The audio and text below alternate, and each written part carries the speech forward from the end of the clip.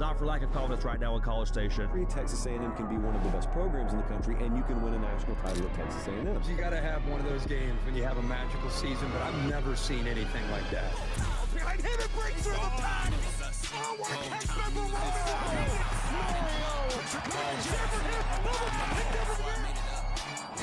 Kramer, touchdown! Aggies! Go to the side. I'm just trying to stay alive. Carolina's on my dives! Touchdown! Marcel Reed! Like my little brother King. Going for Ashton Becker. He's got a touchdown! Right side of the touchdown! Aggies! I'm that type of rich that got a broken phone. I just spent $5 million on a condo and a regular baby. What can I do in Bahamas right now? My fucking just scared of the ocean. Ladies and gentlemen, Coach Trooper Taylor and your Fightin' Texas Aggie Maroon team.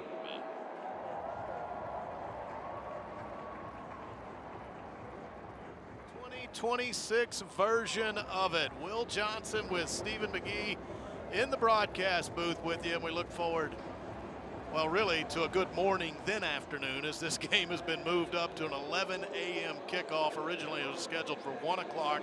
The Maroon team has taken the field, and here comes the white team. Marcel Reed, you see right there, the Aggie quarterback. He is with the white team today, but originally scheduled for a 1 p.m. kickoff. Weather is going to come through the College Station area later today, so they moved this up to 11 a.m. And really, this is your only look, Stephen, at the Aggies until they really get it going. The season in earnest starts on September 5th against Missouri State, but there's always a few things you can find out about a ball club in a game like this when they go head-to-head against each other. Well, the best news is that the Aggies are going to win this game today. But there is a lot, it's that first look at a lot of new faces. You got a new coordinator on both sides of the ball, 18 guys out of the portal, 28 new recruits, fresh off a playoff run, but obviously seeking that elusive championship run. And so Mike Elko will have this team ready to go come the fall, but this is an important first step to take that, first look at that championship run.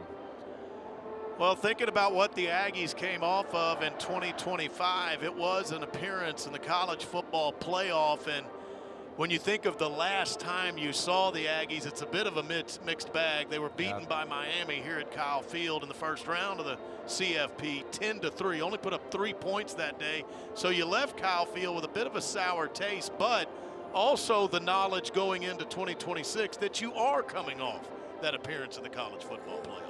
Well, I think that is the important thing for these guys is they know they belong in the arena. They belong in the championship conversation, but that game was obviously lost in the trenches, right? And so rebuilding these offensive lines and defensive lines is going to be very important for Mike Elko, not only to get the first 5 guys on the offensive line, but you got to have depth because guys are in and out. And that's what today is all about, is to see who are going to be those first 5 and then those guys behind them. That's heads. Teams. So the captains are out there right now.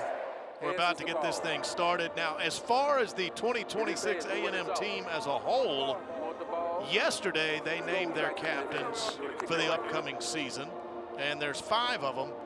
A few of them are out there right now. Marcel Reed will be a captain for the 2026 Aggies. So will tight end Micah Riley. Those are the 2 offensive captains for the 2026 Aggies, both of them out there right now.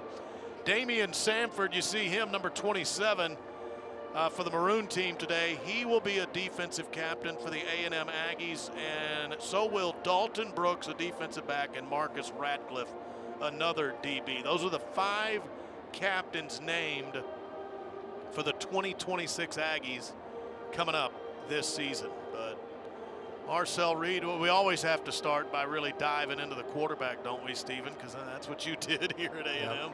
That was your career. I know you always look at QBs closely, and you love good QB play. What is the next step for a Marcel Reed heading into 2026? Well, a lot of people nationally are focusing on the finish from Marcel Reed. Obviously, not his best performances down the stretch against Texas and then in the playoff against Miami. But you look at the body of work This guy's a dynamic quarterback. I mean, this is a team that going into last year was expected to finish around 8-4, and here they are atop the SEC. This guy is in the Heisman conversation going into that final game against Texas, and so the bar is very high, obviously, and he's going to have to play at an elite level for A&M to make a championship run. But he is that dual threat quarterback that is so hard to stop, and so getting injected into this new Holman-Wiggins offense, got to protect the football, right, Will? That was kind of the Achilles heel last year, but I think this is a big step. We watched him at practice this week, and I thought he looked very much in command and confident making decisions in the pocket. Mike Elko just completed his second year as the head coach of Texas A&M. He's kind of a spectator today. He'll just oversee everything. Head coaches for these two teams, respectively, Maroon, they'll be coached by Trooper Taylor, the running backs coach, and the white team, their head coach is Elijah Robinson, who's back at A&M as the defensive line coach after a stint as an assistant coach at Syracuse. So those are your head coaches today. The white team will receive the kickoff, and it is a fair catch right away by Jamarian Morrow. So the white team going to go on offense first. And that means immediately we will likely see Marcel Reed. The other white team quarterbacks are Eli Morcos. He's one of them. It's actually Reed and Morcos quarterbacking for the white team. Yeah, I think one thing to keep your eye on here is this offensive line, right? Losing 4 guys to the NFL draft. All of those guys expected to get drafted at some point. Zune, Basantis, Reed Adams, Crownover. That's going to be an important part we talked about. Got to win in the trenches. And on Tuesday, it was a mixed bag, right? Which is good and bad because your defensive line is getting home to the quarterback. But I want to see Marcel Reed settle in here early and make quick decisions. One of those offensive line returnees is Mark Nebu, and he's at center. And we await his first snap of the game to Marcel Reed. Reed has Jamarian Morrow in the backfield for him, and a quick mistake.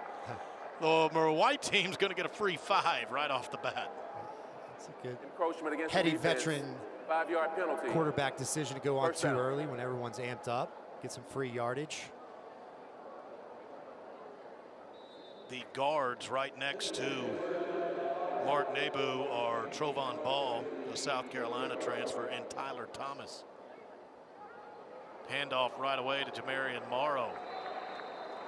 Gets just across the 30-yard line, and that's where he is met by Taufik Bayard, the Colorado transfer that has come to play for A&M in the secondary. Had a good job of him filling from that safety position, getting down into the box, unaccounted for in the run game, and making plays. That's the key to good defense, making tackles in space. We saw that become the Achilles heel against Miami. But because of the offsides penalty, the neutral zone infraction on the defense, it is 2nd and short. And Jamarian Morrow is in the secondary all the way across midfield to the 45-yard line in Maroon territory. Ripped off big yardage on that carry. That was a great job by the right side of the offensive line, creating a crease. And when Jamarian Morrow gets north and south, he's a game changer. We saw him last year get it done out of the backfield as a true freshman, Will, but then also as a pass catcher. Yeah, I remember catching a tight end or a corner route out of the backfield. He's a dual threat guy, hard to bring down, elusive in space. And Morrow had 2 TD receptions last year. He had 2 touchdowns in the big LSU win, one on the ground, one through the air, and it looks like they got the Maroon defense to move again.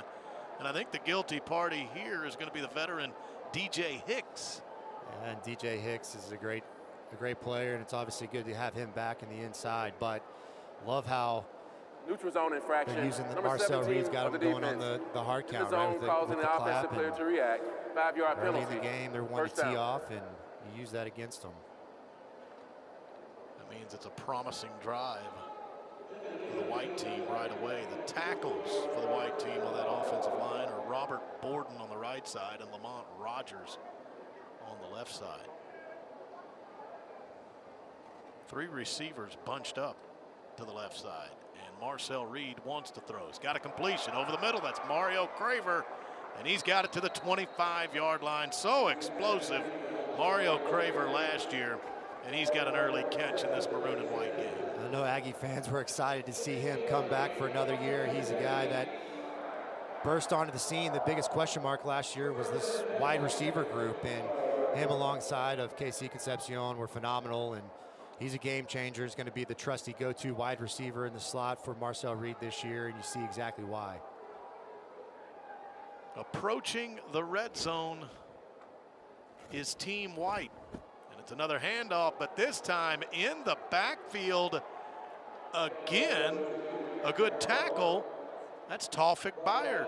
Yeah, that's 2 times now, right? In the run game, coming up from the safety position in support, and those are those tackles that you have to have on defense, right? It's all about negative yardage plays, sacks, tackles for loss. Put the offense in a predictable passing situation, which allows your defensive line to try to tee off and get upfield. These are those growing situations for Marcel Reed as a passer. And in scoring territory, you want to be smart with the football. Quick toss right side, Mario Craver. Not too much, got it down to the 21-yard line, and we're going to be looking at 3rd down, somewhat long. Jordan Lockhart, the linebacker, the junior, made that last tackle. And he had a big spring game last year, Jordan Lockhart did. Interception and was making plays all over the field. And I know at that linebacker position, losing a captain in Torian York, who was the quarterback on the defense, and certainly a lot of guys on the defensive line that you got to replace. And it all starts at that middle linebacker position. With him and Sanford, those are a couple guys that look to be key players on that defensive side of the ball. A big 3rd and 6, pressure coming, and Reed had to get rid of it quickly and couldn't hook up with Jamarian Morrow, and you might get a field goal try here from the white team, and you will. And you know, that's a good play. I know a lot of people say, well, that's a incomplete pass, but he had a free rusher in his face, didn't take a sack in field goal position. Give your kicker a better look at it here. And it'll be David Alano, the Illinois transfer, that will try this 39-yard attempt. Can he get the white team on the board early? He does. Field goal is good. And that puts the white up 3-0, although a flag dropped in the end zone. We may be on hold for just a second here. Legal substitution against the defense, 12 players on the field. That penalty is declined. The result of the play. Penalty was on the maroon team, so it's declined, and it is a field goal for the white team. David Alano, the Illinois transfer, bangs home a 39-yarder. First drive, pretty promising there. Yeah, for the white team. That's what you want to see, especially when your veteran quarterback is out there. You want to see the offense clean, playing fast, downhill, not making mistakes. He made good decisions, got the ball out of his hand, and then you end it with points on the board. And, you know, talk about special teams. We often overlook that, right, Will? It's that third important element, but so many times, you know, these big games come down to a couple points here and there, and missed field goals, or not winning the hidden yardage battle in the kick game, punts and kickoff, really cost our football team last year. And so seeing it go between the uprights is always a good thing. The Miami playoff game, really for both teams. The both Aggies teams, and Hurricanes field goal problems throughout the afternoon. Yeah, last year, 16 of 26 in field goals. Brady Hart, maroon team quarterback. He wants to go up top right away. And did he just find Isaiah Horton, the Alabama transfer? Big throw, big catch. Brady Hart to Isaiah Horton. And Aggie fans get used to seeing Isaiah Horton. This guy is huge, 6'3" guy, reminds you a lot of Mike Evans. They're an RPO, single high. They're trying to get down, support the run game, and a great read by Brady Hart, and a really accurate football. It's man-to-man, you got to make them pay. That ball is high and outside where only his guy can get it. Great job by those two guys. Center for the maroon team is Ashton Funk. Carry to the 49-yard line by Ruben Owens. Yeah, it's a good job by the offensive line too, but Ruben Owens has got to be that guy out of the backfield this year alongside of Morrow, who we've already talked about. But this football team and Mike Elko coach teams want to run the football, and you've got to be able to run it against those good teams and get tough yards. Ruben Owens has shown that explosiveness, but this year he's going to get a lot more of those feature carries.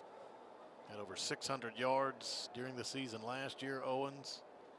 7 yards on that last play. He's got it again, and he's got a first down before he's brought down by Marco Jones, crossing over midfield to the 47-yard line in white territory. Yeah, and there it is again. I mean, it's yards after contact, right? Never stops his feet, moving forward, gets a tough first down. The Aggie defense isn't going to sit idle either. They're bringing corner Charlie already blitzing. They're going to give these young quarterbacks some tough looks and see how they react. It is such a huge part of a Mike Elko defense. I think they will send the secondary often, almost to play games with you. Brady Hart out of Cocoa, Florida, pass complete. 36-yard line for TK Norman, the redshirt freshman out of Montgomery, Alabama. Yep, and a great job again by Brady Hart playing decisive. That's what they want to see out of their young quarterback. Going into his second year, but still really young. He's a good thrower. He's got a great trigger on him, and I think they just want to see him make good, clean decisions. Last year, let's not forget in the Texas game, when we thought Marcel Reed went down, and you're thinking, oh my gosh. These are those moments when you can build confidence, not with your coaching, just with your coaching staff, but also in your teammates. Ruben Owens tried to carry up the middle, but he was met by Marcus Ratcliffe. And that is one of those guys in the secondary you see around a line of scrimmage a whole lot, Marcus Ratcliffe. Yeah, he's a rangy guy on the back end. He's always around the football, made some big plays last year, and obviously named a captain, which says a lot, right? When your teammates vote you into that role, and look for him to have a big year. And as you mentioned, Will, this is a defense that does a lot. They were one of the best teams in the country last year on third down, and it has so much to do with Mike Elko and how he dials up these defenses and confusing looks. They'll give it to Ruben Owens again. He's kind of stacked up. Noah McHale in there on the tackle. Marco Jones as well. Noah McHale, he's a sophomore. He didn't play a whole bunch last year, but late he started to contribute. He did have a tackle, 1.5 tackles for lost yardage in the Texas game last year, so contributing in a big contest, the rivalry game, and you got a 3rd and 5 now. This is where you want to see your young quarterback make good decisions, right? Great quarterbacks are great on third down. Expect some type of pressure in man coverage. Hart's got some pressure, and he'll run up the middle. We'll have to check when the whistle was blown, but pressure was coming right up the middle. That was well covered on the back end that time by this Aggie defense. Not a lot of room on the corner route, but it was funny in practice this week. Brady Hart was live for a little bit. It was down the sideline. He scrambled and ran over a safety. The sideline was fired up, but so was Mike Elko. He did not like that at all. He said, get down and get out of bounds. Well, they've called it a sack, and some of that pressure was coming from Anto Saka, the Northwestern transfer, up the middle. So it's 4th down and long. Going for it. Loft one in the air. Caught down at the 15-yard line. Hauled in by Ashton Bethel Roman, and he will move the chains. Big catches last year for ABR, and he's got a 4th down conversion here in the M&W game. Yeah, that was a huge play. Lost immediately on the right side of the offensive line, and Brady Hart knowing it's 4th down, not taking the sack. And first cover 0, no one on the back end there, Will, and give your guy a chance. And Ashton Bethel Roman was a guy that burst onto the scene last year for the Aggie offense, made some huge plays.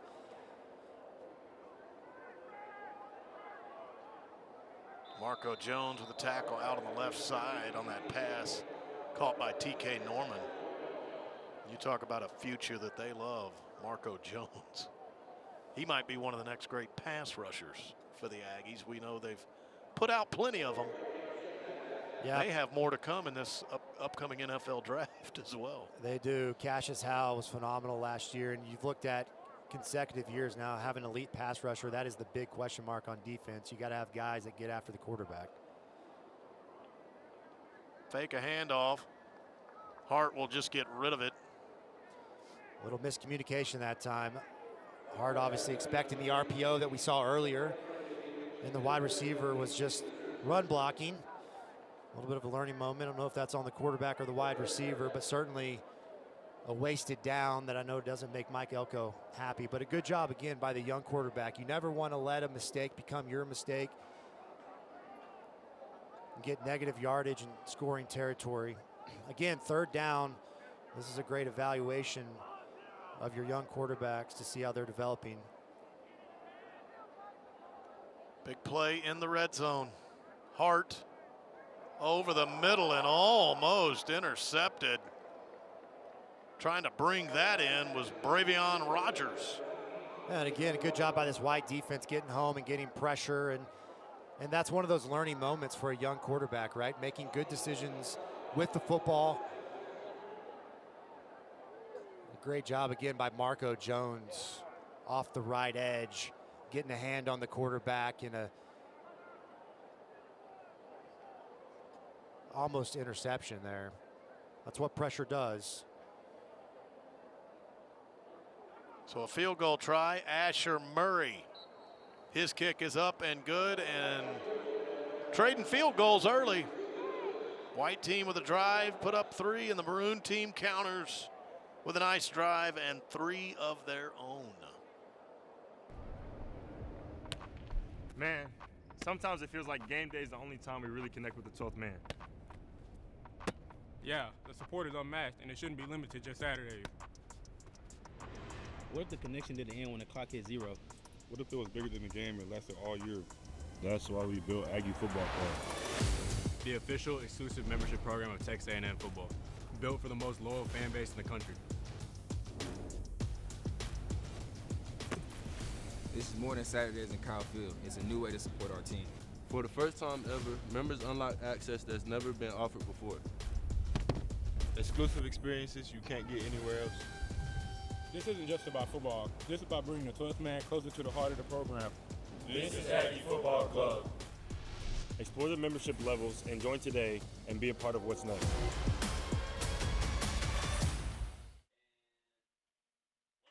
Fans, we say congratulations to Cole Hall. Cole, you've just won a 2026-2027 Sports Pass for your attendance at today's Maroon and White game. A Texas A&M Athletics staff member will be contacting you shortly on how to claim your free Sports Pass for the coming season. Congratulations, Cole Hall from the Fighting Texas Aggie class of 2028. Fans, still plenty more to give away. Scan the QR code on the video board now for your chance to win several prizes throughout today's Maroon and White game, including the chance to kick a field goal for $50,000. Back to action, 3-3. Marcel Reed back on the field for the White team. And he has to roll to the right immediately, and he's got a pass complete to Mario Craver. But Tawfik Byard is there again. Damian Samford helped him out. Byard already very active. He had 139 tackles at Colorado over the last 2 seasons. Yeah. He's already got 3 big tackles in this Maroon and White game. He does, all in space, and that was a good job that time by Julio Humphrey. They were trying to hit him on a double move, slant and go down the sideline, and he did not bite. It was a good job by Marcel getting it to the check down to Craver, old trusty in the slot. Marcel Reed's 3 of 4, making 4 of 5 now. Complete out to the right side. Hauled in by Jaden Warren, true freshman from Iowa Colony, Texas. And he had a big day this week in the scrimmage. We were talking a lot about him, and what I love most about this Aggie White offense early is that they're playing quick and decisive. They're saying, hey, if this defense is going to play soft, we're going to take it all day. These quick, easy throws and move the chains and aggressively take what the defense gives us and just play in front of those chains in short yardage situations. Now 3rd and short, obviously a 2-down situation here, most likely going to go for it. Marcel Reed has KJ Edwards in the backfield with him, freshman from Carthage, obviously a very proud program, and Edwards going to get the carry to go get the first down, and he got more. About 4 yards for KJ Edwards, and that will move the chains for the White team. And KJ Edwards is a guy a lot of Aggies are excited about as well. I mean, we've been very deep. We talked about the defensive end position, but look at the running back position, not just in the last 5 years, but the last 2 decades, and A&M has been stacked at the running back position, and he's just another new name to throw in there. Top 50 national player, very productive in high school, and this is an offense that's featured a lot of backs, so a guy that could get meaningful carries. Completion, now incomplete. Was in the hands of Richie Anderson. Couldn't bring it down, incomplete pass. Yeah, it's the little things, right? I mean, it's a great job there by Marcel Reed. It's the old stick concept, and you saw he gave the little shoulder nod to the flat to open up that stick route. You saw the defense react to the flat, and it opened it up, and like to see him pull that home. But those are those little details you'll love to see Marcel Reed making, showing that development progression as a passer. He'll give it to KJ Edwards again. He's got a little room. Nice gain before he is brought down by Sam Mpemba across the defensive line. Mpemba, the Georgia transfer, to bring up third and manageable. Yeah, it's a good job again by this left side of the offensive line. Lamont Rogers, the left tackle, and getting north and south in the run game, put pressure on the defense. Now again, like you said, third and manageable, but the all-important third down. Mark Nabu, the center, pointing things out for the line. And Mario Craver goes in motion. Pressure coming. Pass may have been tipped. They were trying to get after Marcel Reed, and it's going to bring up fourth down. Jordan Lockhart active on that play. Yeah, and they did a great job there. It's the difference of pressure, right? They bring it off the edge that time, and that's the question mark that you have with a young back. That time, KJ Edwards a little slow to pick up the defender off the edge and getting hands into the face and throwing window of Marcel Reed. Tyler White will punt.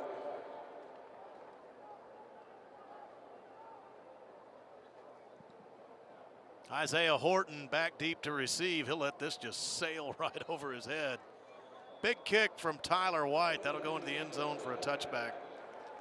Maroon football when we come back. We're tied at 3. It's the Maroon and White game from Kyle Field, the 2026 edition.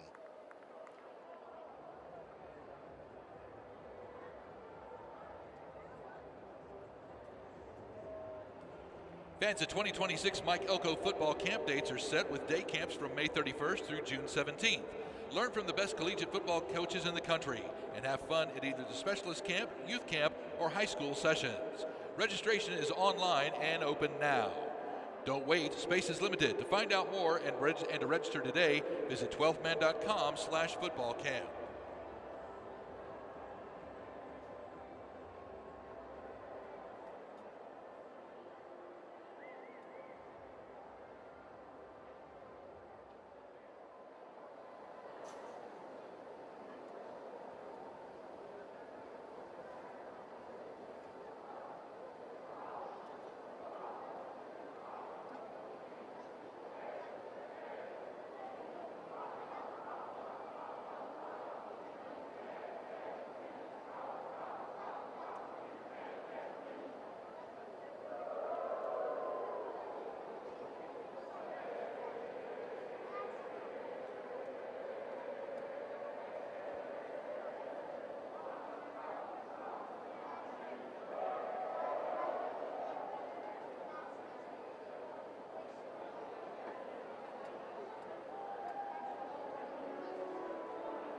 First down and 10 Maroon from the Maroon 25-yard line.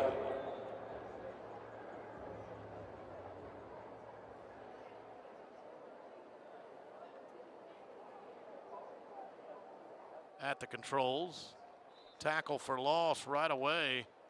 Noah McHale in on it as that carry was by Carson Baker, the true freshman running back from Fairburn, Georgia. Looks like a holding call that time on the offense. Illegal block in the back. Offense, number 18. That penalty is declined. Second down. And by holding, I meant block in the back. Well, it was a tackle for loss anyway, but. It's a first look here. You know, left tackle Tyree Adams out there right now, the LSU transfer. We talked about the turnover on the offensive line. losing 4 guys, and arguably all 4 going to the draft, and the importance of having those guys up front, but being able to replace those veterans with veterans that have a lot of experience in the SEC and really good productive football. Kasuga will throw. That's intercepted. This may go to the house. Noah McHale is having a maroon and white game, and he's got a pick 6.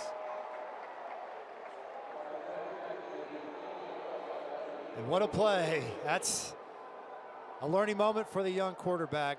Obviously, just graduated high school to be expected to make these mistakes, but just a little bit late, and that ball was left inside, and that tight end's got to do a better job of coming back down to the football. He drifted at the top and allowed the interception to happen there, and that is a big-time play by Noah.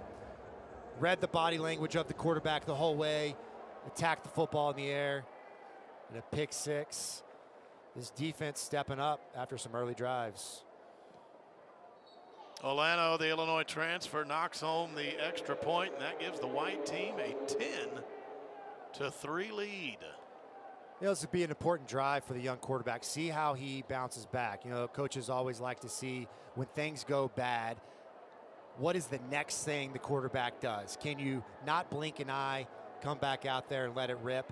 Going to be important for the young quarterback. Stay confident, continue to make plays, take what the defense gives you. But that's such an important step for these young quarterbacks, right, Will? You talk about that development curve, but so much of football at the quarterback position has to do with timing and learning when to get the football out and how important the small those windows get. If you're late, that allows the defense to react, and that's a good example. That's the same pass route concept that we've seen Marcel Reed complete multiple times. So with the 10-3 lead for the white team, Maroon back on the field. It's a Reuben Owens carry, and he's stacked up by Marco Jones. And Jones got help from Ray Coney, a Tulsa transfer at linebacker. It's good to see Marco Jones making plays on the defensive line. And we talked about the importance of those guys, not just as pass rushers, but you got to be an all-down end, a guy that can get it done, be physical at the point of attack, slow up the run game.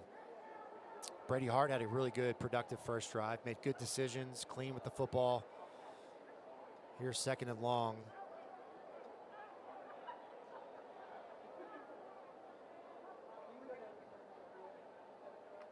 Man in motion is Kelshawn Johnson. Hart to throw. Complete on a pass that was a touch behind Houston Thomas, the UTSA transfer. He played against A&M last year. Now wearing the maroon and white, plays for the Aggies. Yeah, it's a great job here.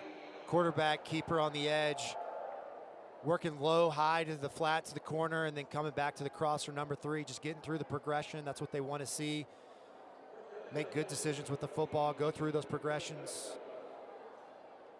And a good first down early, get the chains moving.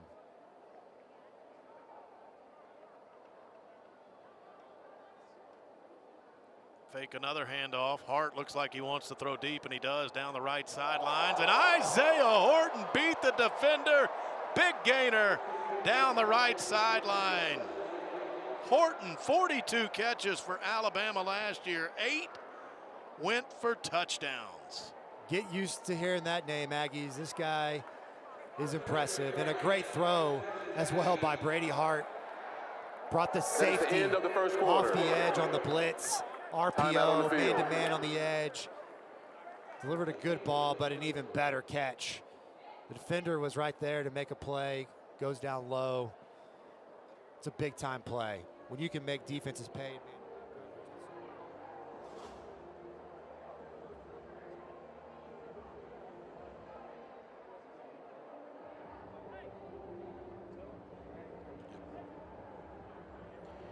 Fans, direct your attention to the southwest corner of the field for our Texas Ford Dealers tailgate toss. Our contestants today are Caitlin and Isaac. They're going to have the opportunity to throw as many footballs into the bed of the 2026 Ford F-150. The contestant with the most footballs in the bed of the truck after 30 seconds will win a Mike Elko autographed football helmet. Caitlin and Isaac, are you ready? On your mark, get set, and go. 30 seconds. Here we go.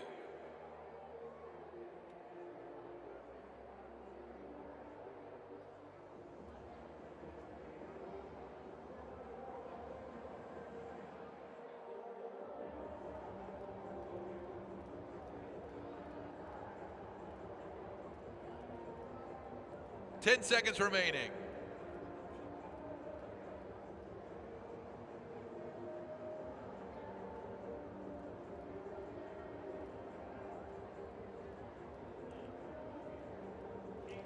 And at the end of 30 seconds, Caitlin has more in the back of the truck. So, Caitlin, you are our winner. You've won a Mike Elko autographed football helmet. Thanks to our Texas Ford dealers. Ford is the best in Texas.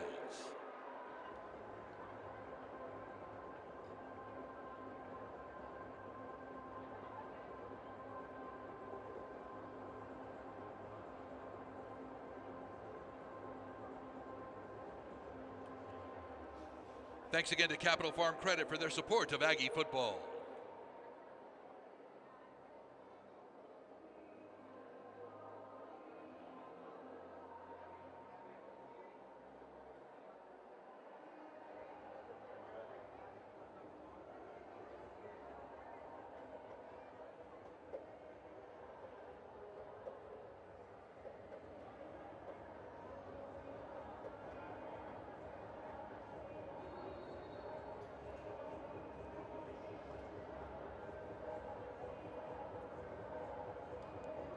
Fans, time now for another giveaway. We say congratulations to Paul Salzgiver. Paul, you've just won a pair of 2026 Aggie football season tickets for your attendance at today's Maroon and White game. A Texas A&M Athletics staff member will contact you shortly on how to claim your free tickets for the upcoming season. Congratulations to Paul Salzgiver. Thank you for your support of Aggie football. We start the second quarter with the Maroon on the move, trailing 10-3. Will Johnson, Stephen McGee with you here on the broadcast. Little fly sweep to TK Norman. He was belted. Only got a gain of about 3. Yeah, good job by the defense, stringing it out, making tackles in space. So important.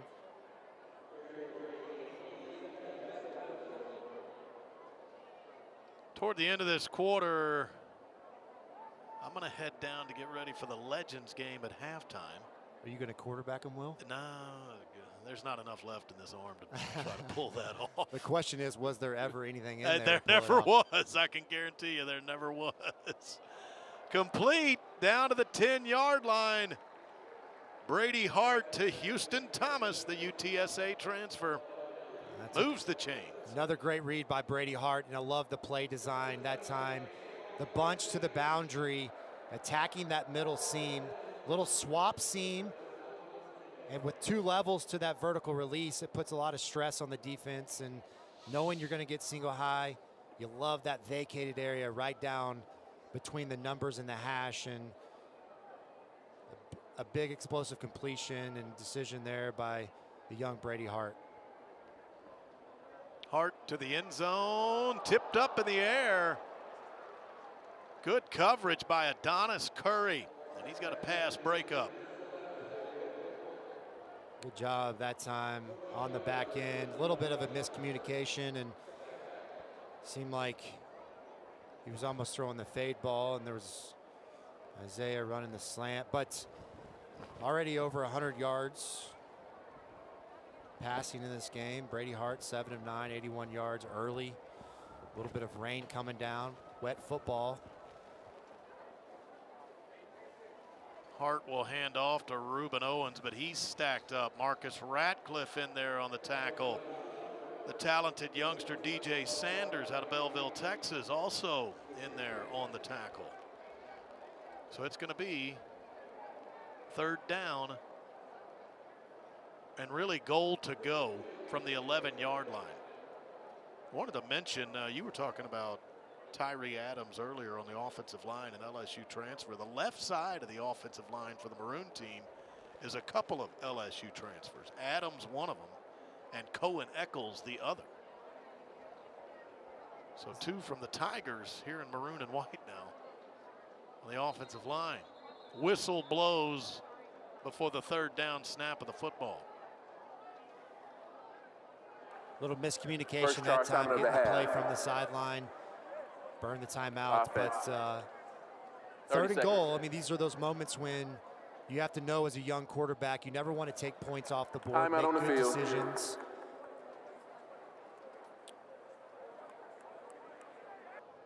With that, we're going to take a break. We'll come back. All important third down play on the other side of the break for the Maroon team.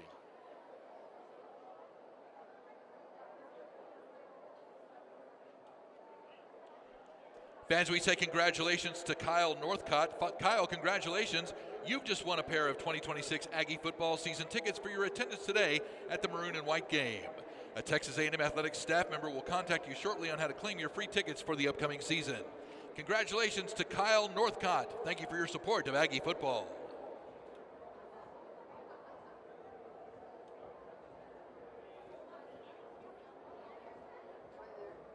And fans, it's time for Whataburger's Off to the Races. Your contestants today, the Whataburger, the fries, and the honey butter chicken biscuit. They're going to race to the finish line. Let's see who today's winner is.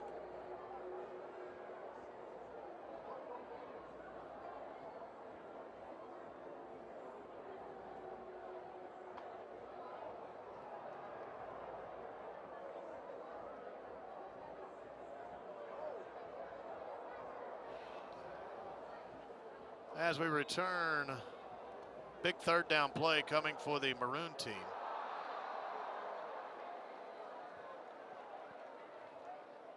Brady Hart with Reuben Owens next to him.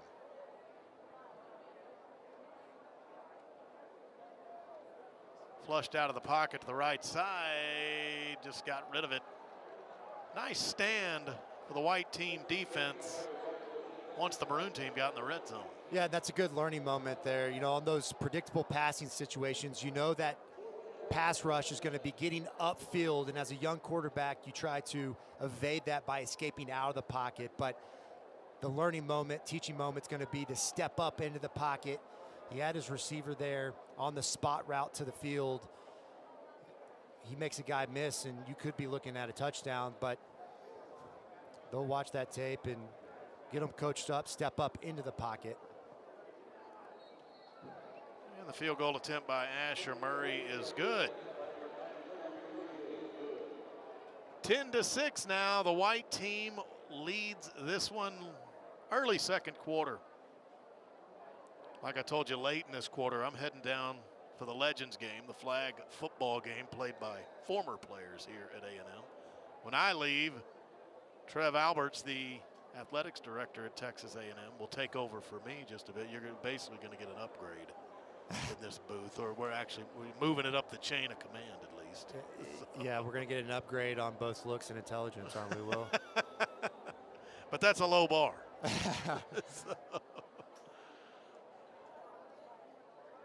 Eli Morcos is the quarterback for the white team. He's in the ball game now and hands off to Romarian Tillman.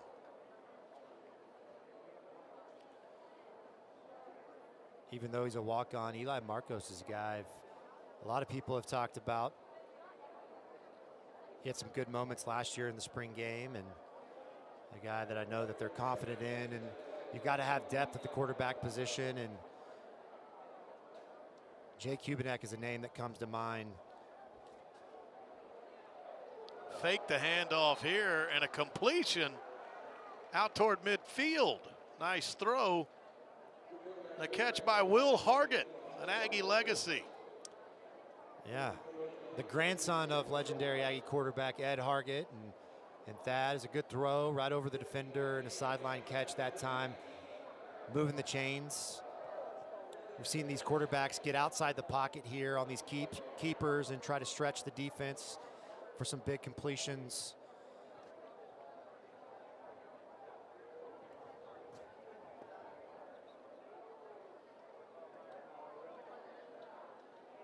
Romarian Tillman on the carry again. Solid game.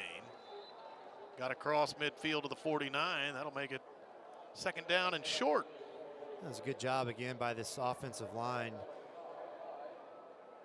Getting the push and winning the line of scrimmage early on this drive. We talked about the transfers. You know, the Maroon team, they've got the LSU transfers on the left side of the ball, and of course Wilkin Formby, the Bama transfer on the right side. But this group is led by the veteran Mark Nebu, the lone returner with starting experience at A&M.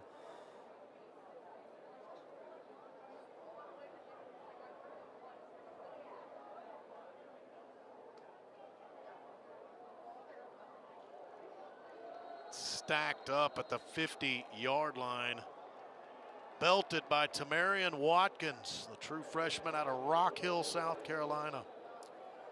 It was a great job by him on that play. It was a gap run. They're pulling the backside offensive lineman, and he read the flow the whole way and got downhill before those offensive linemen could double up to him, and makes a big play to force third down. You know, Mike Elko loves to go man-to-man on third down, bring a defender or two, pressure, try to force a quick decision by the quarterback. Too soon on the movement. Looked like both tackles got off to an early start there. Offense number 62, 5-yard penalty. Third down. Marcus Garcia. Those are the unforced penalties that really kill you. You know, third and very manageable, now to third and long, and those pre-snap penalties can really hurt your offensive flow. You've got momentum, you're playing downhill, and then you lose 5 on third down, and now the advantage is certainly to the defense. And we saw Marcel Reed's offensive line go on the hard count twice and win that. Morcos, take off and run. They're going to mark him down right around midfield. It would not be enough for a first down.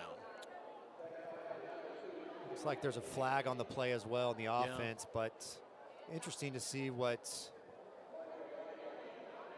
decision Coach Elko makes here. Illegal shift against the offense. 5-yard penalty. Third down. They will accept it. It's probably going to go for it there if it's fourth down and 4 or 5 yards on the 50-yard line. So I like taking the penalty there. Force them into third and long. See if you can get them to punt here. Again, a very important down and distance for a quarterback. Make good decisions with the football.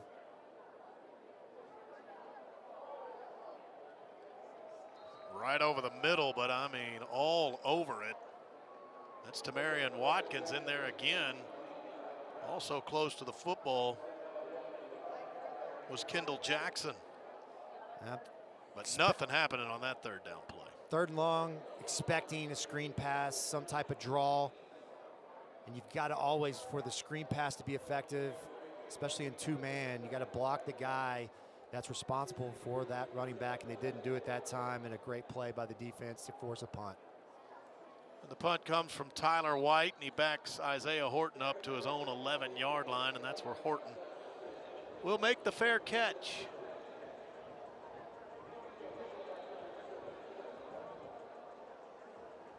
A 10-6 lead for the White team.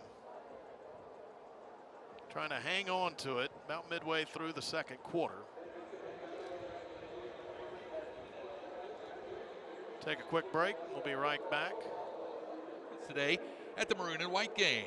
Be sure to make your way to the Howdy team table behind section 116, that is, on the concourse, to collect your prize now. Mayron Martinez, please proceed to section 116 on the concourse to claim your prize, and thank you for your support of Aggie football.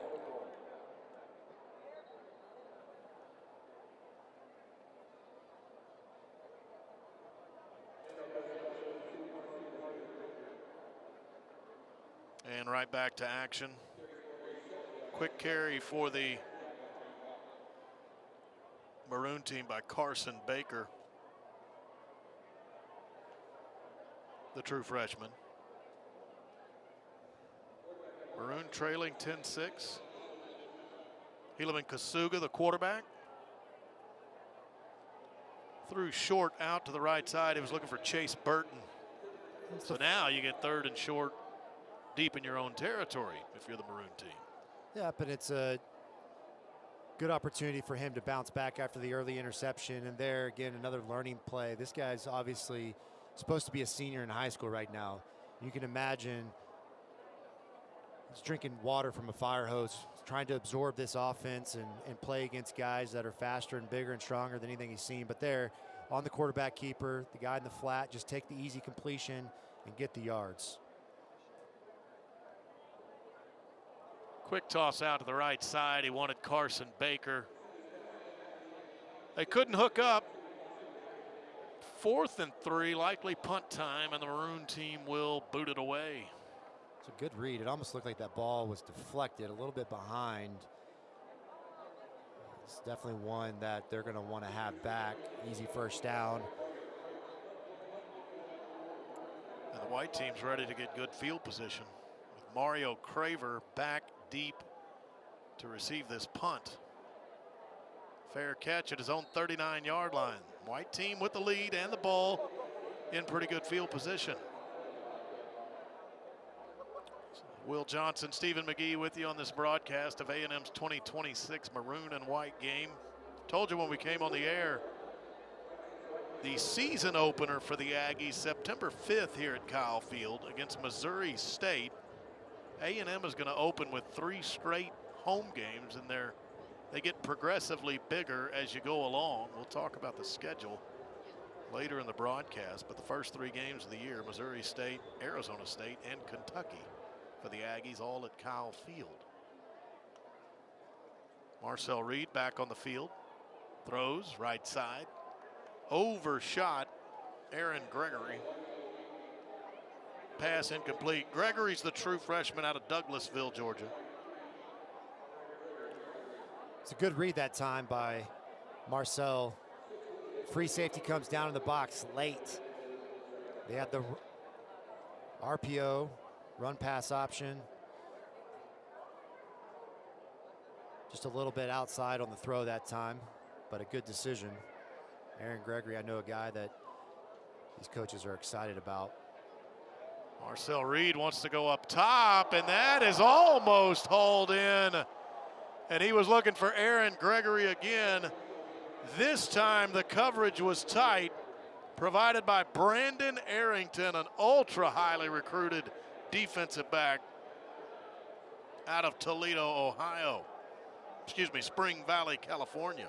That was a phenomenal job of him getting late hands to the football, knock it out, but a great throw as well by Marcel Reed. Put it on the outside shoulder, give his guy a chance. 3rd and long again. Expecting pressure here. And it was coming from the left side. Marcel Reed got away from it. And he'll run it out of bounds, shy of the first down sticks. Trying to go deep a moment ago, but Brandon Arrington, the Spring Valley, California product, was there. One of the higher ranked recruits in that 2026 signing class for A&M. Yeah, it's going to be very important. You know, you get Des Ricks back, and he came on strong at the end of the year, but losing Will Lee, he was a very productive player for this Aggie defense. You can never have too many good corners, especially in a Mike Elko defense where he loves to play man and challenge defenses.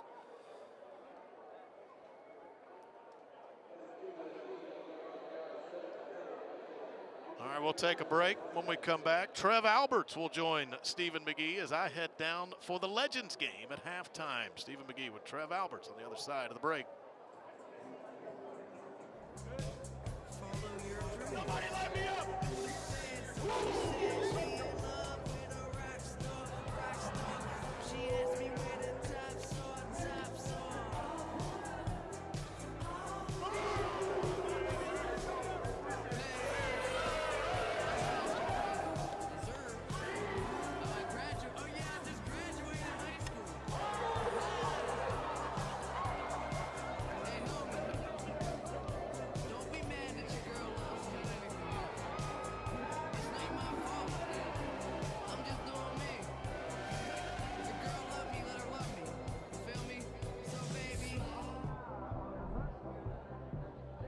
Fans, mark your calendars for a fun-filled night with your favorite Aggie football team. Be at Davis Diamond on Wednesday, July 29th for the Texas A&M football celebrity softball game. Enjoy a relaxed, high-energy evening a unique chance to see Aggie football see the Aggie football team up close, and a home run derby competition will be included. Aggie football will see you at Davis Diamond coming up on Wednesday, July 29th.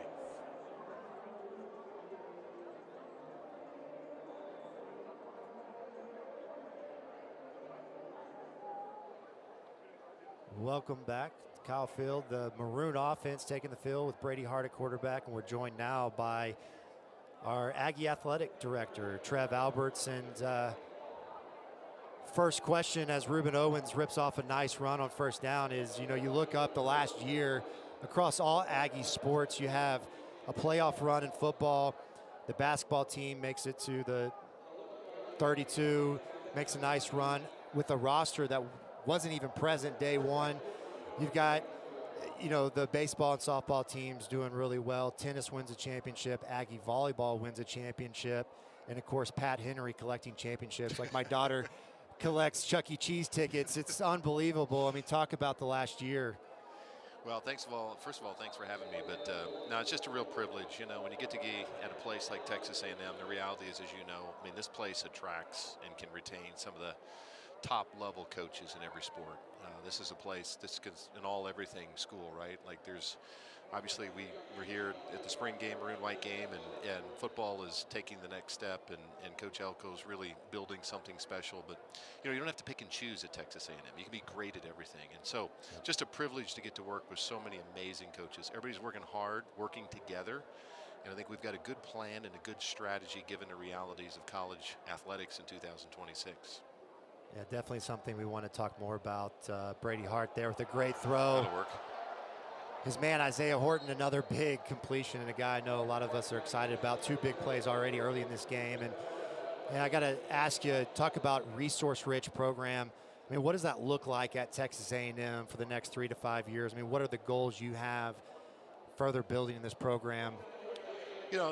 The reality is this, right? Like much of what we're dealing with in college athletics, I guess you could say we created it in the past, but we're not necessarily championing the current reality, but really that's not our job. Our job is to sort of identify and figure out what those realities are, then create a strategy to be successful within them. So when you have an unregulated system, that ultimately comes down to resources, as you mentioned, the ability to creatively find new resources to leverage your sort of scale and your brand strengths. This is Texas A&M's time, right? Like this is an opportunity for us. And so, but what it really takes is a unity of purpose. It takes unity of alignment and vision all the way from the chancellor, the board of regents, the president, the coaches. So been really pleased with that. Everybody's working really hard at it and working together. And that's the most important thing. And I think that's why you're seeing some of this success. It's not efforts in silos. It's everybody working across hand in hand to find solutions for athletics. Nice pass breakup that time by the white defense. That was number 93, Nathan Mabon. And I got to ask you, how involved do you get personally in football decisions? Like, where do you draw the line as an athletic director between, support and oversight? How do you interact with Mike Elko and y'all's relationship? Yeah, I mean, the both of us really view this as a partnership. The only way these types of situations are successful is if the athletic director and the head football coach are aligned, and it's a partnership. There takes humility, right? Like, I mean, at the end of the day, my job is not to be the football coach. That's his job, and he's really, really good at it. He's the CEO of the football program, and so my job is to make sure that I can block and tackle, in a sense, serve him, block and tackle, eliminate barriers, find ways to open up paths. And obviously, the way it works in our business is the coaches have a lot of autonomy, and as long as things are on the right trajectory, that continues. And of course, if there's faltering, then you may need to step in. But I don't do anything in terms of what types of personnel we have, what we're doing. We just have a general understanding about what the expectations of the program are. And it's not just wins and losses, it's the culture. And we just happen to be perfectly aligned on it. And so it's a lot of fun to work with Mike. Wow, 53-yard field goal that time by the young freshman kicker, Asher Murray. I know that's a thing that Mike Elko loves to see. We talked about the importance of special teams. Obviously, with your football background, you know that games are won and lost on special teams. We emphasize so much offense, defense, and Yeah, it's good. You know, at this level, as you know, I mean, every one of those, it's complementary football. I mean, I sat up here for a little bit. I watched a 10-yard gain by Ruben Owens. You're establishing the run, little play action. You have Isaiah Horton 40 yards down. Yeah. All of those things work together, and they all have to work, and that's where the CEO role comes in. Demanding excellence in special teams, having a great defense, running the football, establishing the line of scrimmage. You know, on the surface it may seem easy. It's not. It's really, really difficult, and but it all works together, hopefully for good, and I think it is. Yeah, they've done such a good job of getting the Jimmies and Joes. Marcel Reed, obviously a very important factor. The white offense here takes the field. But I want to ask. It's a great run. That is a really good run. Jamarian Morrow that time, another guy that's going to be an important factor in this offense. But if you look at it from the student-athlete angle, and I think as the athletic director, obviously there's a lot of money in competition. And I guess compared to back in the day when we played, how do you keep the student-athlete experience from getting lost? Well, that's a really good point, you know, and we talk about winning a lot, and the point is we're really focused on trying to win at everything. You know, I don't think that Aggies with another great run. The offensive line did a good job there. I like how he's finishing his runs too. He's a physical runner at the end, but you know, I would just say that you know, if we had great football players and they left Aggie land without a college degree and without the necessary life skills to succeed after football, we failed them. Yeah. And so we're really focused. That's part of what our role is, right, administratively, is to make sure that it's still the total experience. And that takes resources as well. We're really proud that football had the highest cumulative GPA that they've ever had in our history. And a lot of that is Mike insisting, and it's the culture and the discipline and you know, because those things translate to the field. As you know, you don't get to be a sometimes player.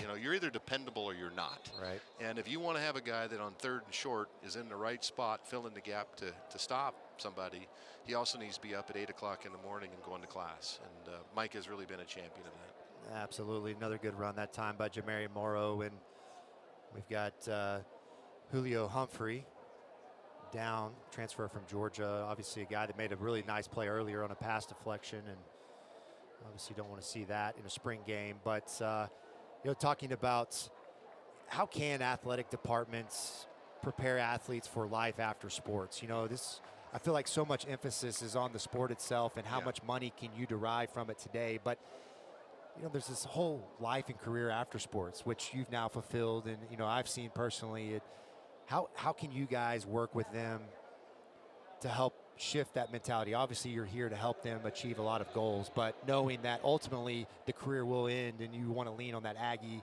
ring and that degree, right? It doesn't matter. You can be an all-pro. You can play 12 years in the league. At some point, you're going to have to transition.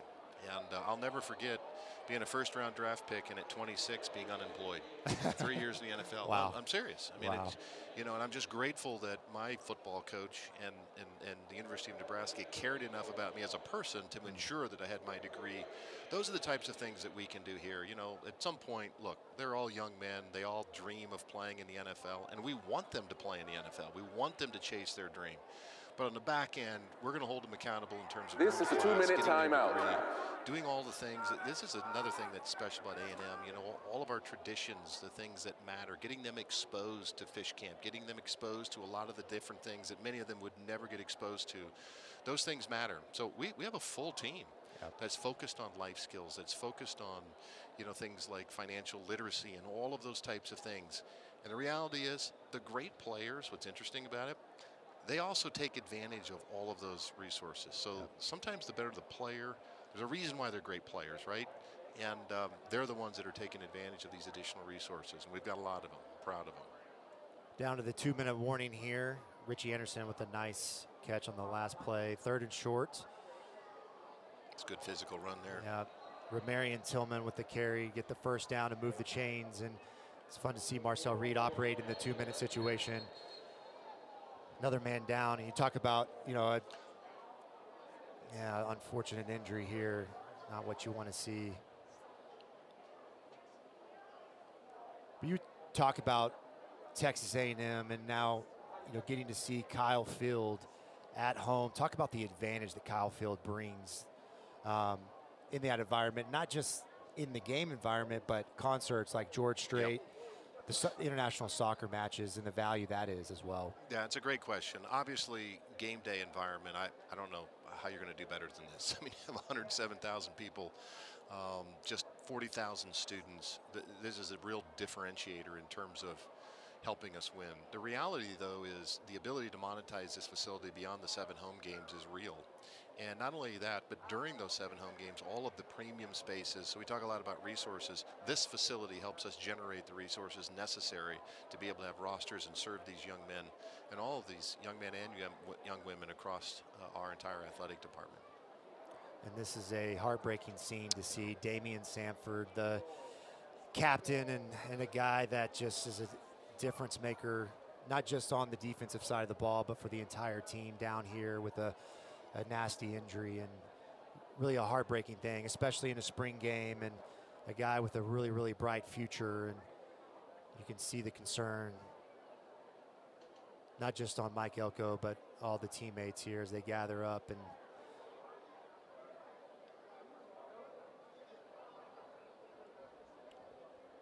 looks like I think they're going to head to the locker room here, Steve. Just call it.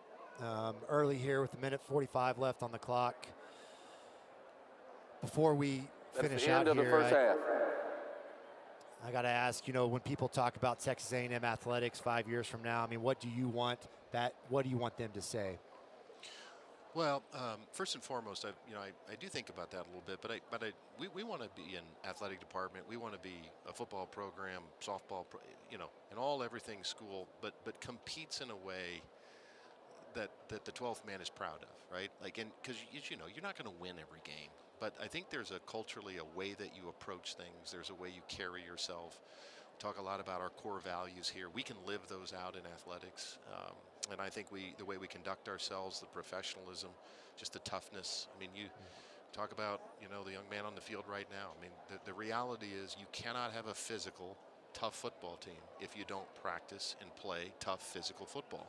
And the challenge with that is things are going to happen. Injuries are going to happen, and adversity is going to happen. And so you're going to have to overcome that. That's life. Yeah. And so, we want an athletic department that's good stewards of the 12th man's dollars, right? All of these people essentially are investors into the athletic department, but we shouldn't take a backseat to anybody. We should competitively be really, really successful, and we should do it in a way that Aggies are proud of.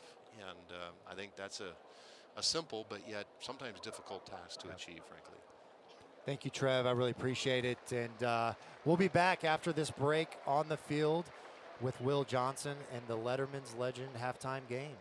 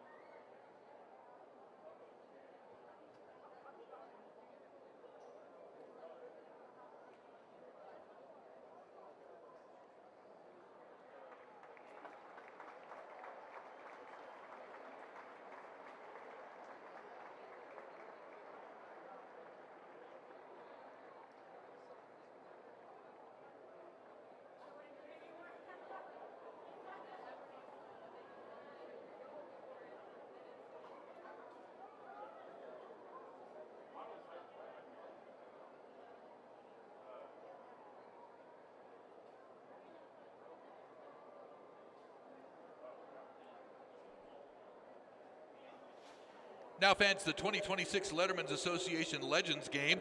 This is a 7-on-7 game format with 12 minutes in length and the clock being kept in the press box. Each possession will begin at the 25-yard line. The team has up to 3 downs to get a first down at the 10-yard line, and then would get 3 more downs to score from that point or suffer a change of possession. A player is ruled down when their flag is pulled. A touchdown will be credited 7 points, and there will be no special teams plays for extra points. Now, let's go down to the field where Will Johnson will get us underway. Thank you. And I'm here with the all-time quarterback of the Legends game today, Reggie McNeil, the real deal's back in Kyle Field. Reggie, you got enough left in that arm to get us through both teams today? You're quarterbacking for both. I tell you what, afterwards I might have to go home and get a little ice bath and ibuprofen, who knows. We're going to see how it goes. All right, get after it. You're up. White team's going to start with the ball. Reggie McNeil, all-time quarterback.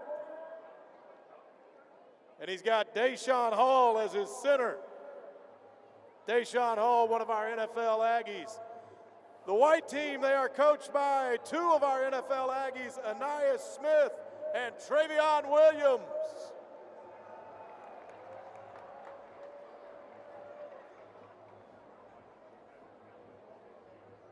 All right, Reggie, fire away.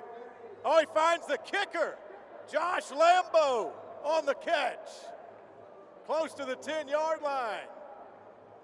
Starting off with a completed pass to a place kicker. Second down here. Too far out of reach for Carl Roaches. Carl, an All-Southwest Conference Aggie and a Houston Oiler as well. So this is third down, white team. It's your last play to get to the 10-yard line. If you don't get to the 10-yard line right here, it's a turnover on downs. Man, that hurry-up offense isn't working too well. Going a little too fast. Got to get to the 10-yard line. Got to get to the 10 to keep the drive alive. Jeff Fuller, one of the all-time leading receivers for the Aggies. He got to the end zone. Touchdown. Who's losing their shoes?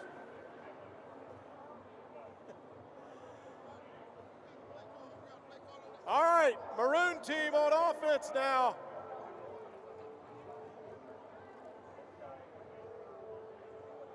Your coaches for the Maroon team, a couple of NFL Aggies. Playing right now for the Indianapolis Colts, Jalen Jones.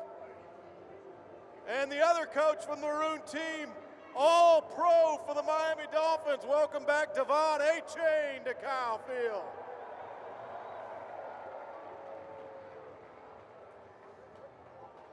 All right, Reggie, you got 7 on the board for the white team. See if you can do it for the Maroon team. C-Mike, Kristen Michael. That's a first down inside the 10. Did he score it? No, we got him down at the 5-yard line. Down at the 5-yard line. If you've seen this Legends game before, you've seen a few of C-Mike's backflips. We need to get him in the end zone today so we can get another one. So this is first and goal, 5-yard line. Oh, Jay Sternberger, touchdown!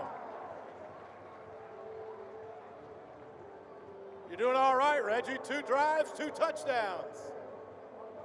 That's got us at 7-7. Maroon 7, white 7.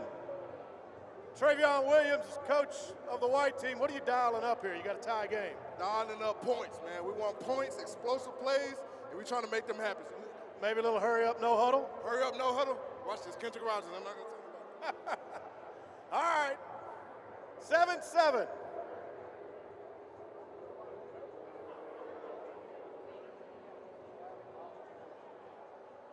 Reggie's got a couple of former receivers on the left side, Easy Wachaku and Jeff Fuller.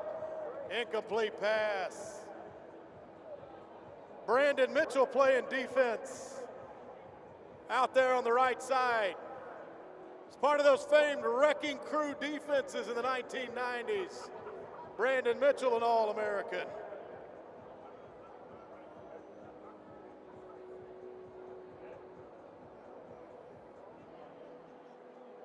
So you got second down, and you got to get to the 10-yard line. Remember, you only get 3 downs to get to the 10-yard line. This is second down. Jeff Fuller, 20, 15. Did he get there? He got right to the 10-yard line. This is going to be 3rd and 1. It's at the 11. You got to get a yard here, white team. You've got to get a yard, or the drive is over.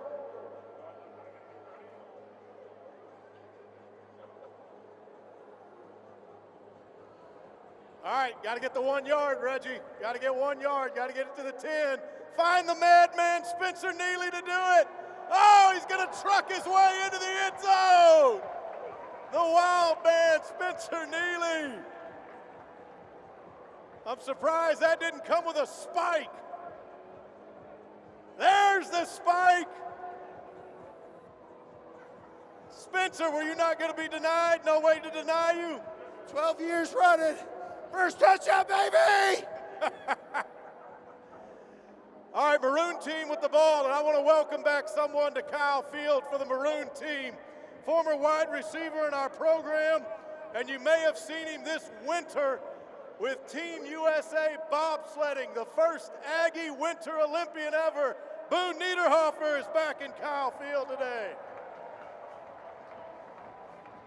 He's lined up in the slot on the left side. Ricky Seals-Jones lined up outside of him.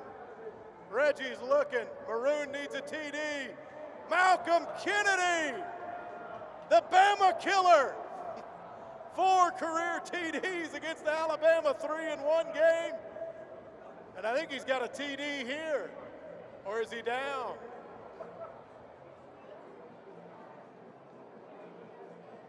We got him at the 1 yard line. We got him at the 1 yard line. There's the marker right there. He's at the 1 yard line. You hadn't scored yet. 14-7, Maroon team trails. How much time we got left in the ball game? 6 minutes remaining, Will. 6 minutes. 6, plenty of time. Touchdown, Ricky Seals-Jones. Man, we're going to have a high-scoring Legends game today. It's 14-14. Reggie looks like he's got a lot of arm left. All right, white team back on offense, 14-14. You got time. We're running about 5 minutes left.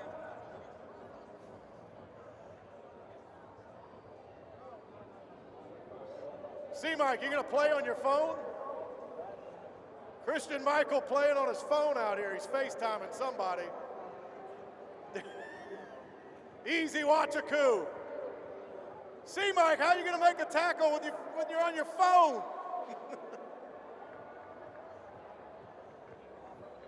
I got it right around the 10-yard line. If you're at the 10, that's a first down.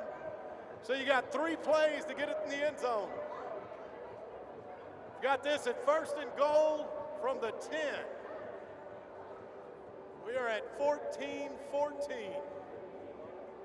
So far, it's one of the best Legends games we've ever had. Could be high scoring, 14-14.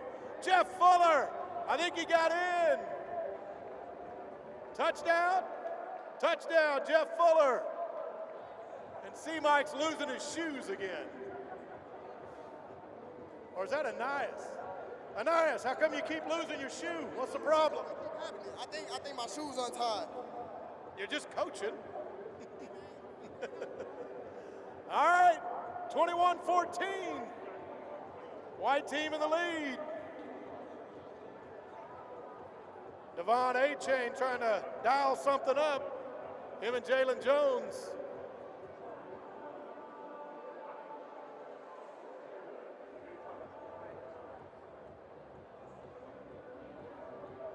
Oh, Reggie likes what he sees. He's got Ricky Seals-Jones inside the 5. The flag is off right around the 2-yard line.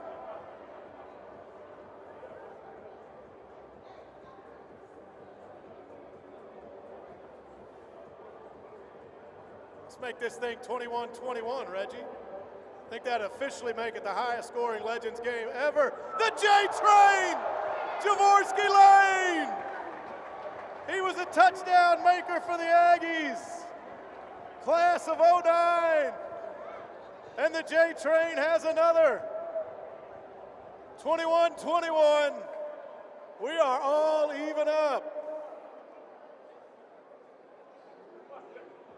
All right. It's officially the highest scoring Legends game ever, I believe. I think that does it. 42 total points.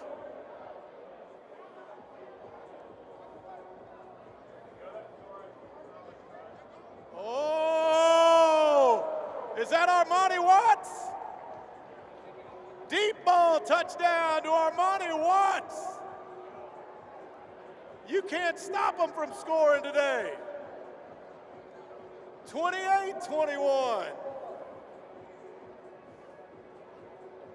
Okay, Maroon, you got to answer again.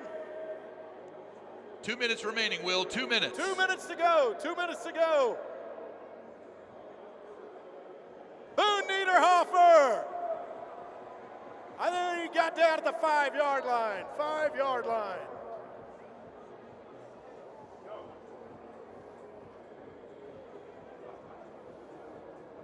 All right, we're under 2 minutes left.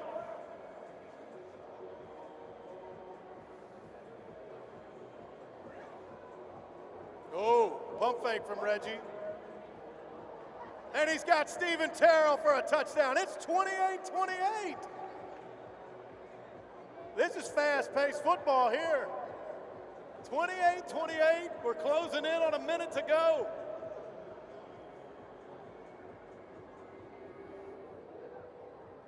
What a game.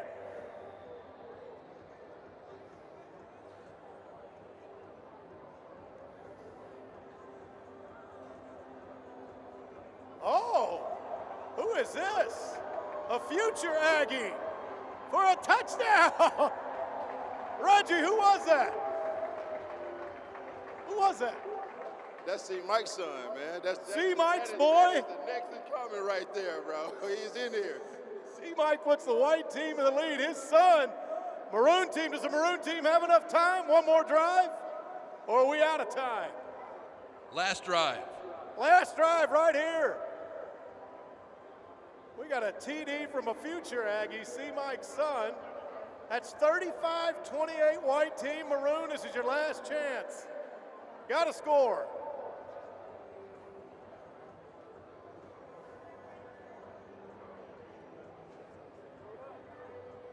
Oh, he's going for Jay Sternberger. Big interception to close it. Huge interception to close it, Armani Watts.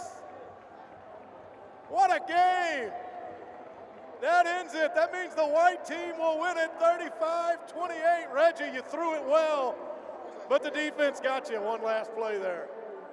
You know, I was kind of in favor of the white jerseys today, but it's okay. I had my little man, little C. Mike on their squad, so I was kind of leaning towards one side. So that last throw was kind of a C. Mike's son.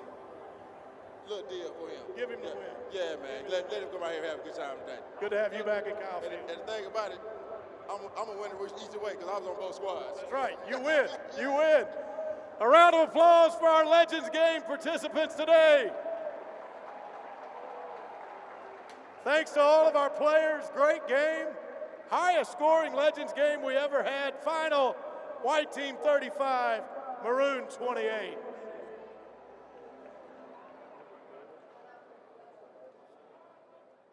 My name is Mike O'Reilly. I play tight end here, number 88. And this is my Aggies for a Cause cleat. I chose to hit an opponent. My name is Marcus Radcliffe. This is my cleat. My charity is Walk Among Heroes. How y'all doing? My name is Tyree Adams. The cleat that I chose was Autism Speaks. What's up, guys? I'm Eli Morcos. I chose Project Save Your Outdoors for my cleat. What's up, everyone? My name is Brady Hart, and the cleat I chose represents Down syndrome awareness. Howdy, y'all. Kyle Jarvis. And I chose Aguilan Humane Society. Howdy. My name is Tank King. I've chosen brain algorithm. What's up, everybody? My name is Noah McHale. I'm a linebacker, number 0 for Texas A&M. The cleat I chose is One and All Church. Howdy, y'all. Marco Jones, number 10, defensive end here. I chose the Epilepsy Foundation.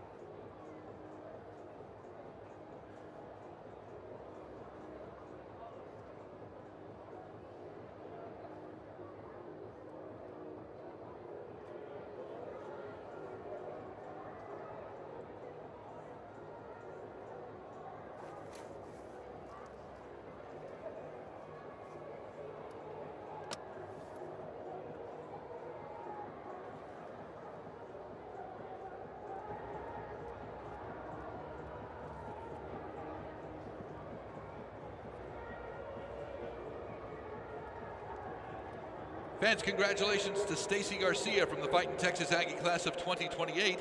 Stacy, you've just won a 2026-2027 Sports Pass for your attendance at today's Maroon and White game. A Texas A&M Athletics staff member will be contacting you shortly on how to claim your free Sports Pass for the coming academic year. Congratulations, Stacy Garcia from the Fighting Texas Aggie class of 28. We thank you for your support of Aggie football.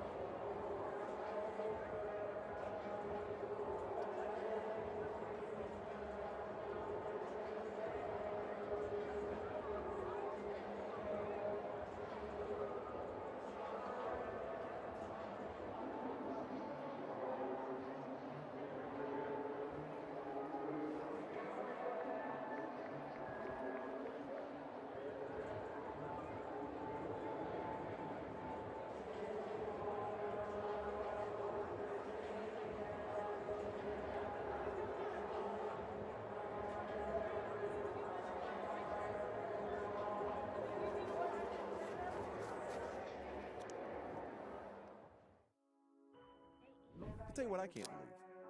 I can't believe this Texas A&M offense answered the bell like that. I'm telling you, it's different this year, dude. Marcel Reed, he has been sensational all I season. can't remember the last time A&M had a team. And we really believe in receiver there. 20.3 yards per catch. Ashton Bethel Roman. Marcel, touchdown. 20 to 10, and Ruben races into the end zone. Touchdown, Aggie. He's got Bussy. Mario Kramer, he's got it. Touchdown, right side, Jamorian Morrow. Marcel to Ashton Bethel Roman. It's Ruben into the end zone. It spells his way. Marcel Reed. I mean, just beautiful. It's a real quick party. Cannot get in.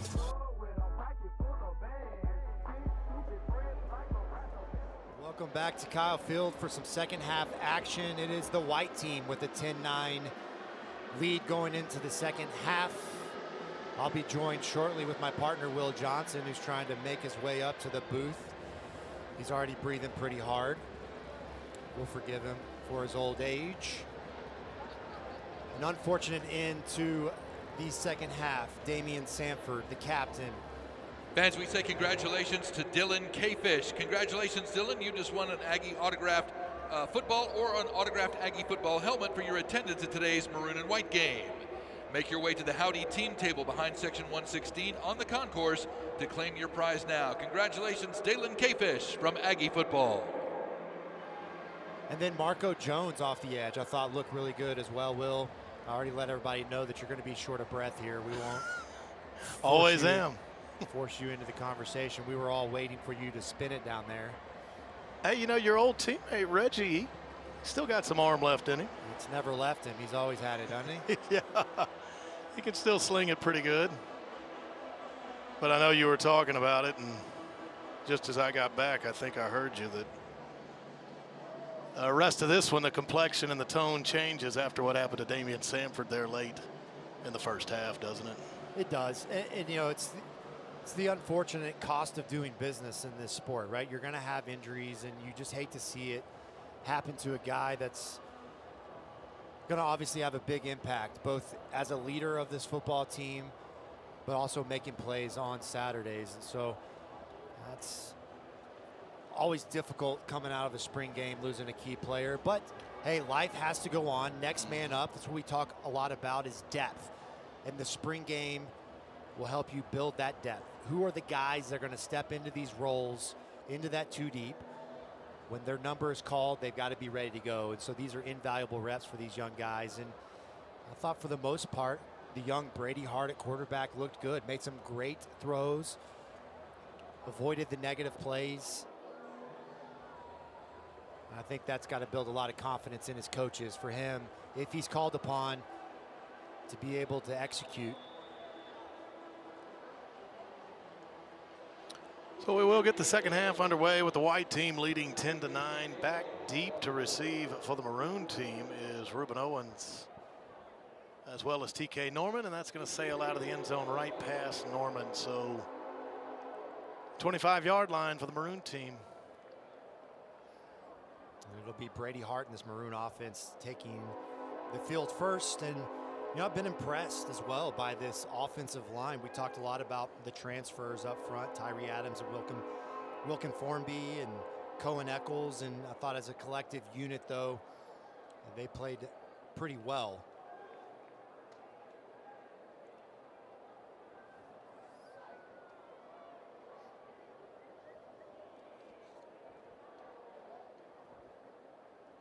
So Brady Hart with Ruben Owens right next to him, and he'll hand to Owens. Reverse, they want to throw, but there's pressure. Anto Saka, the Northwestern transfer, is in to blow up that trick play. That's always the concern when you dial up those trick reverses, is you get an immediate penetration in the backfield and a negative play, and obviously you'd love to see him try to throw it at the feet of a defender, but a big negative play there early. Tackle for loss, setting this offense behind the chains. See what Brady Hart can do here. And Stephen, that was Paxton Land who they had in the game on that pitch that was going to try to throw the ball. And now Brady Hart, more conventional in the pass game. That'll set up 3rd down and 8. Quick note, we will be under a running clock here in this second half of play. So no clock stoppages in the 3rd and 4th quarter of this maroon and white game. That's Houston Thomas again there on the catch. He's had a couple big plays already in this game, and good job by Brady Hart, just taking what the defense gives you. Give yourself 3rd down and at least manageable here.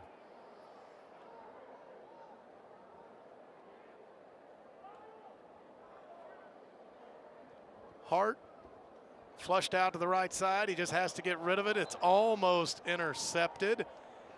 And that was Noah McHale coming after him, providing the pressure on Brady Hart.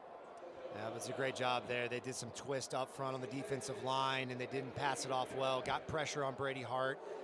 Tried to escape there, and the last thing you want to see is don't ever allow their mistake to become your mistake as a quarterback, in a near interception.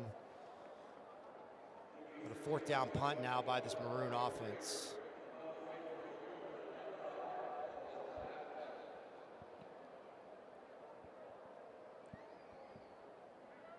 Fair catch right around the 28-yard line by Mario Craver. So the white team has a 10-9 lead, and they're going to have the football. Well, we said we would discuss some of the upcoming schedule for the Aggies, and we told you earlier it's going to start with 3 straight home games, and they get progressively bigger with each game. You have Missouri State September 5th, that's the opener, and then that's followed by your Power Conference non-league game, Arizona State, and then that's followed September 19th by Kentucky, the start of SEC play, all at Kyle Field.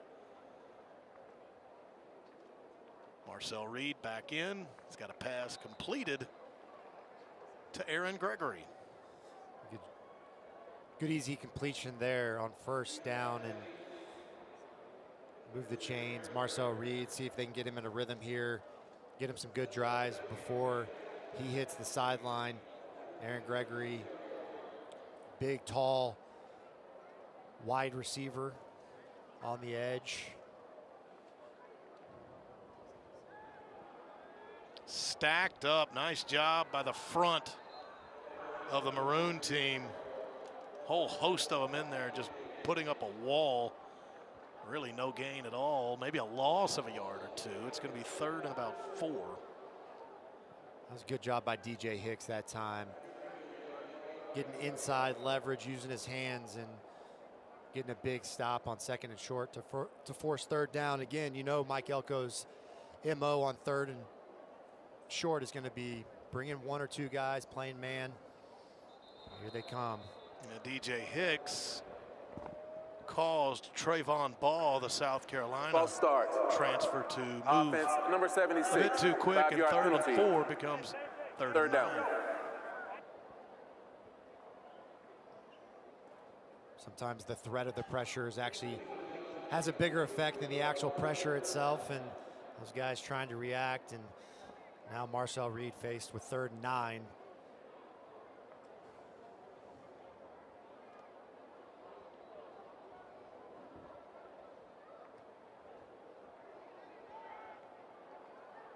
Going to take off and run. Got out toward the 40, but the whistle will blow when he was right around the 35-yard line, so that won't be enough for a 1st down, and it looks like the white team will have to punt it away. That was a good job. I thought the pass protection was pretty good there. Marcel Reed steps up into the pocket, tries to use the legs, but that Maroon defense staying steady there on the back end, and Marcel 6 of 11 early, 40 yards. But it's been slow going here for both offenses. These defenses are settling in and kind of winning the game early in the 2nd half. So with the punt exchange, we'll continue on that schedule, Stephen. You know, this is the first year that the SEC will implement a 9-game conference schedule. And that means in various years, you're going to get 4 home games, 5 road games. Then the next season, it's 5 home games, 4 road games. Well, for the Aggies, they get the short end of it. This year, it's 5 road SEC games. Namely, there's those trips to LSU, Alabama, and Oklahoma out there for the Aggies. Look, life in the SEC is going to be tough every week, and even teams that are in the lower half of the SEC can beat you in any given week. And so you're going to have to build your football team inside out. Win at the line of scrimmage. These offensive and defensive lines are going to have to take command and win those tough football games on the road especially. That's what quietens the crowd, right? The ability to run the football on the road, get 1st downs, settle in your offense. And it's also good to see guys like Isaiah Horton. We obviously know Mario Craver is a game changer, but you got to have game changers in the speed, the guys that can threaten the top of the defense. And time again, we've seen that. And let's not forget about the effect that Marcel Reed has using his legs, like that dynamic effect of forcing a defense to be sound in their pass rush lanes, because he can take off and win a game with his legs in any moment, right? So, you know, I think this offense and defense has the DNA under Mike Elko to win a lot of those tough football games, because he wants to build it inside out on those offensive lines and run the football.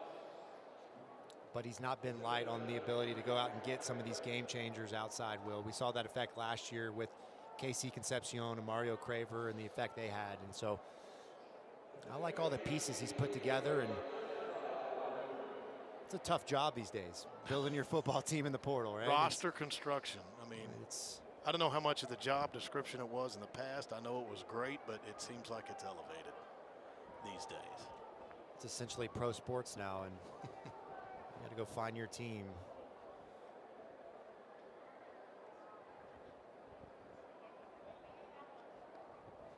Helaman Kasuga. It's a 3rd down play. That may have hit the foot of a defender and then caromed up high, which would have made the ball in play for anybody. Nonetheless, an incomplete pass. Yeah, trying to find Kelshawn Johnson on the... Yeah, they got the knee, I believe, of Bravion Rogers.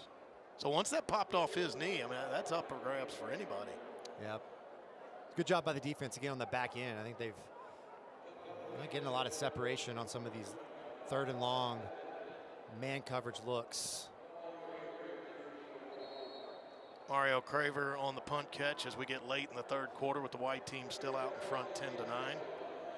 The other change of the schedule is essentially in recent years you were getting 2 bye weeks. Not the case in 2026. There's only 1 bye week for college football teams out there. For A&M, that bye will be on Halloween, so Steve will be able to take the kids trick-or-treating. Won't have football interfering this year. That's always fun whenever we run into Will as the 45-year-old trick-or-treater out by himself. So we're looking forward to that, Will. Yes, doesn't even know where his kids are. We're always excited to see what you dress up as. I got time to figure out what I'll be this year. We enjoyed your Ninja Turtle outfit last year. Full disclosure, I've never been a Ninja Turtle. Mario Craver knifes right through the defense on that deep ball, and he is well into Maroon territory. That's kind of what you're talking about, the addition of him and KC Concepcion last year. We know KC Concepcion is gone, but the explosive play ability, Stephen, it got greater once you had a guy like Craver and Concepcion on your roster. Yeah, he's impossible to keep down. He's going to make plays every week, and I love that play call, early first down, and a great throw by Marcel. The deep cross route. That's exactly what he does, is get separation and get yards after catch. Jamarian Morrow, good run inside the 20. And the white team on the move. I think he's had a great day today, Will. I mean, he's a guy that looks like he's just continuing to build on all the success he had last year as a true freshman, a young guy that got some key snaps and had some big plays and big moments for us. But this year, obviously, you know, losing Moss and knowing that he's going to be getting a load of the carries with Ruben Owens, and he's a guy that you have to feel really, really good about in the Aggie backfield. So red zone for the white team.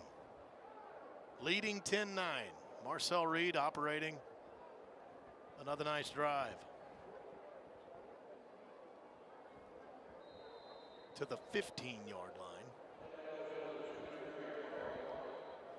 And I'm excited to see what Holman Wiggins does with this offense. I think, you know, you look at both coordinators, and the one word that comes to mind is continuity. I think for Mike Elko, certainly it seems that one of the decisions he had to make is, you know, bringing in an outsider or keeping the guys you have, the same language, the same system. And now they're able to continue what they've done, but put his own twist on it. And probably see some more up-tempo situations. I thought Marcel was at his best last year when he was in those 2-minute situations. And I don't know, that looked like it was going to be a sack. Just got rid of it.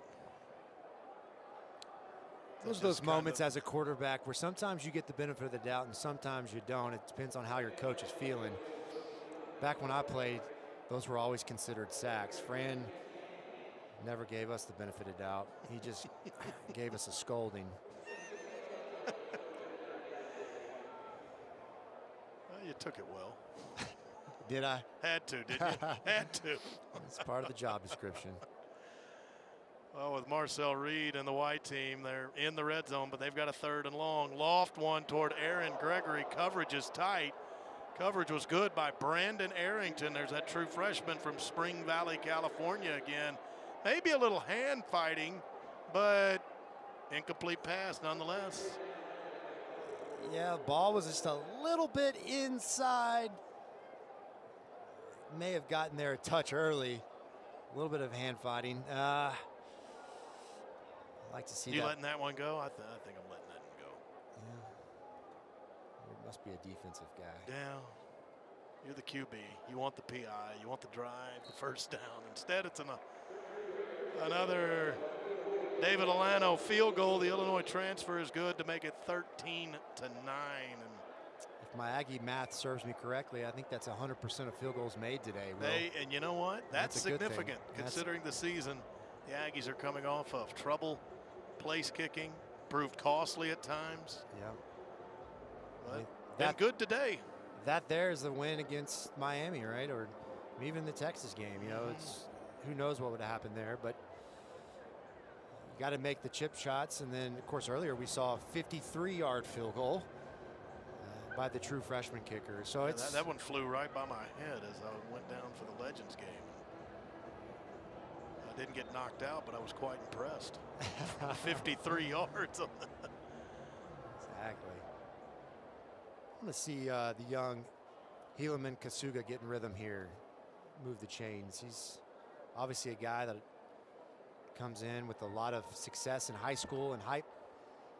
You know, they were excited to sign him. Kasuga won back-to-back 6A state titles in Utah. Quarterback in Corner Canyon High School. And he was lights out in the state quarterfinals and semifinals, propelling Corner Canyon to the title game this past season. It's so hard for most kids that are, you know, technically supposed to be in high school right now. Their head's spinning, and it's hard to play fast and play free. It's just that developmental curve of a young quarterback. And just got that snap off before the end of the third quarter. He threw deep. That is the end of the third quarter. But Norman was already out of bounds. That would have been incomplete had they connected anyway. And that does bring us to the end of the third quarter with the white team out in front 13-9. It's definitely been a defensive second half. And I know with the running clock, it'll move along a lot quicker here. But there's been some good moments offensively, right? They've moved the chains. The offensive line's done some really good things. And I think you come away from this feeling pretty good about some of the key components that you're going to have to rely on next fall. We know Mario Craver's a game changer. We feel like Isaiah Horton is going to factor in to be a key playmaker. Ashton Bethel Roman, another guy that's made plays for us already that you have to feel really good about. We'll be awarding one lucky fan the opportunity to kick a 45-yard field goal for a chance to win $50,000. Our contestant today, Mario Ramirez. Mario, make it from 45 and you're going home with 50 grand. Let's see what you can do.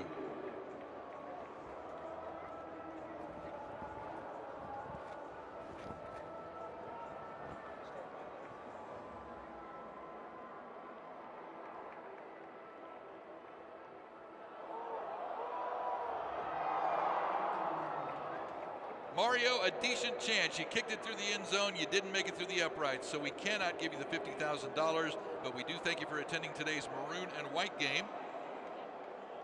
Thanks again to Aggieland Credit Union and their market president, Tina Muth, for their generous support of Texas A&M.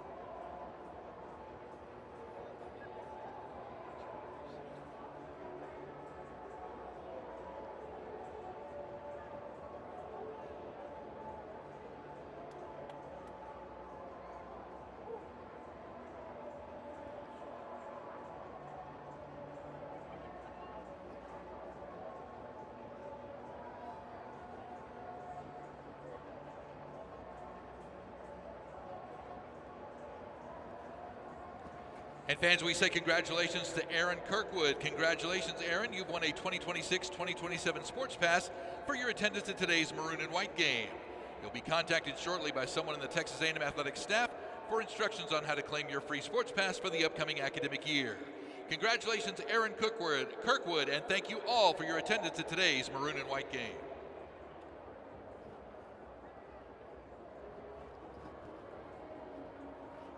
In 2023, it was Robinson who was elevated to the interim head coach of Texas A&M football for the remainder of that season. Pass complete there to the big Keati Armstrong, the tight end out of Jasper, Texas. But new dynamic a little bit in the coaching staff. I don't know, it's not big changes, it's just kind of some promotions and some movement to the staff. Yeah, and I know Elijah Robinson is a guy that's been heaped praise, and a lot of guys that have coached with him and played for him love him. And so getting him back, obviously an incredible recruiter as well and a great D-line coach. But you know, I'm really focused on Joey Lynch right now, quarterback coach. And you know, I think one of the things that a lot of Aggie fans especially are wanting to know is Marcel Reed, obviously a great year last year. Can he take that next step in those pivotal moments? We obviously had some turnovers. And so it's all about fundamentals. We talked about this with the young guys, but that's so true with Marcel. You know, the timing of when you throw routes and the feet and knowing when to run and then managing the offense. And so I'm excited to see that relationship unfold. And then obviously you throw in the twist of Holman Wiggins calling plays now, and how is he going to view it differently and pull out some of those strengths as well. So, you know, that's going to be the million-dollar question for this Aggie offense. Can they find comfort for Marcel Reed and how they operate and call plays to allow him to be at his best, to be free, to where he's not thinking and he's playing and reacting and being that game changer that he is. And Marcel Reed today in this maroon and white game, he's gone 7 of 13 for 80 yards. The other white team quarterback, Eli Morcos, 2 of 2. Maroon team, Helaman Kasuga in there right now. He's 2 of 7 today. He threw that pick 6 earlier. Brady Hart for the Maroon team has gone 9 of 16 today for 117 yards. Those are your Aggie quarterbacks this afternoon. These are some important reps for the young quarterback, right? These are those live reps you don't normally get in practice, and you want to see how these guys react and move and make plays in the pocket.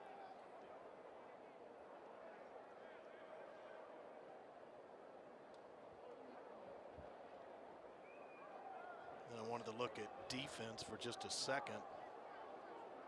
The Maroon tackles leader is Taufik Bayard, the Colorado transfer, with 5. Leading the white team in tackles, Marcus Ratcliffe with 8 of them. First time out of the half, Maroon team. 30 seconds. They're calling it a 30-second timeout, and we mentioned the running clock in the second half. It'll be for timeouts when they're called, I believe. The clock will pause in those moments, as it does at 12:17 left in this one. Yeah, I think you look at the body of work offensively, though, Will, and you have to be, you know, the bones of championship-type offenses there. You got top 25 in points per game, total offense, passing offense, rushing offense, yards per play, third down conversions, all in that top 20, top 30%. And so certainly at its peak, this offense was very productive. And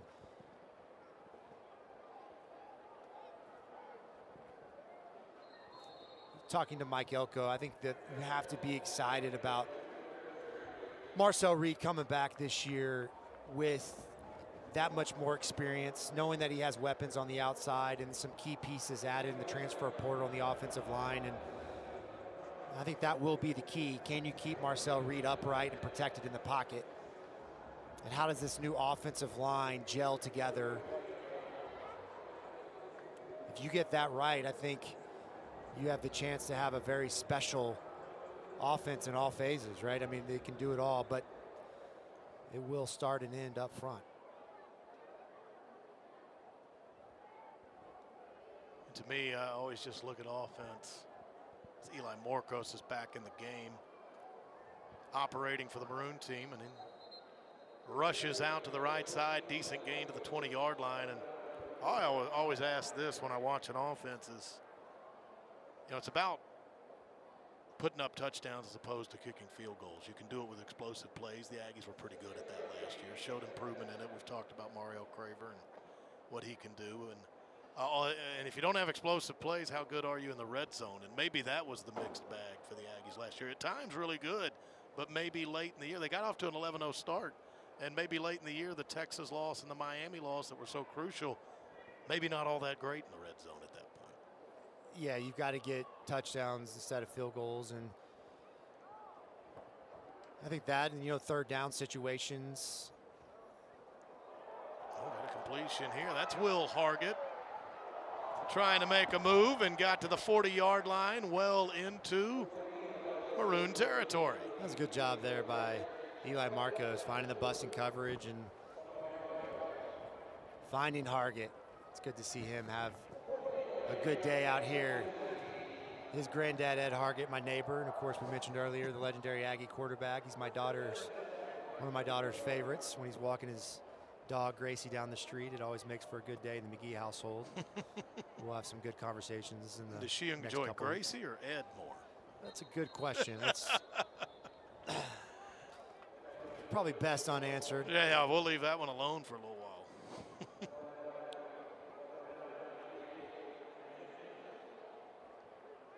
You know, flipping the gears here to this Aggie defense, I mean, we talked earlier about how good they were on third down defense and the magic of Mike Elko and the disguises and the different looks he gives people and how many times he can get a free rusher on the quarterback without having to overload with rushing 6 or 7 guys, and that's so key. But the question is, how good can this Aggie defense be on first and second down, right? And we saw that against Miami and their ability late to run the football, stay in front of the chains, and we feel really confident in the play caller, right? False start. Mike Elko. He can dial Offense, number 74. He's a defensive genius. We know 5-yard that. penalty. And I Second think down. the questions are going to be, how solid can we be? Led by, obviously, DJ Hicks in the middle, and then at linebacker, you know, unfortunate news today, and we don't know what's going to happen with Damian Sanford, but that linebacker position is going to be so important. Losing a key player like Torian York, who was the quarterback and leader and the voice of the defense, and getting those guys lined up. And so there are some question marks, but there's some really good players to fill those roles, and that's most important, that you have the Jimmies and Joes to get the system done.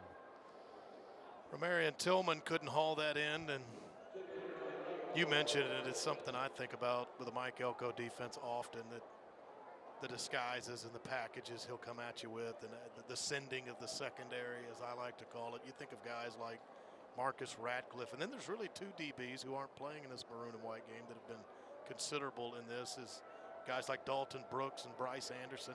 They're DBs that have a high tackle for loss volume, and I think if you look across the board for A&M, you're going to see tackles for loss under that DB column far more with the Aggies than you do a lot of teams. And that's just part of all that mad genius, as you call him, dials up so often. Yeah, that was a good play there by Tyler Wilson, talking about DBs making tackles. And yeah, I think that has definitely got to be the strength day one of this defense, is the back end kind of remains without Will Lee, but then we've seen some young guys at the corner position make some really good plays today. And you got Des Ricks back, and he really came on strong at the back end of last year. And Dalton Brooks had some huge game-changing plays. You know, think about the Missouri game. And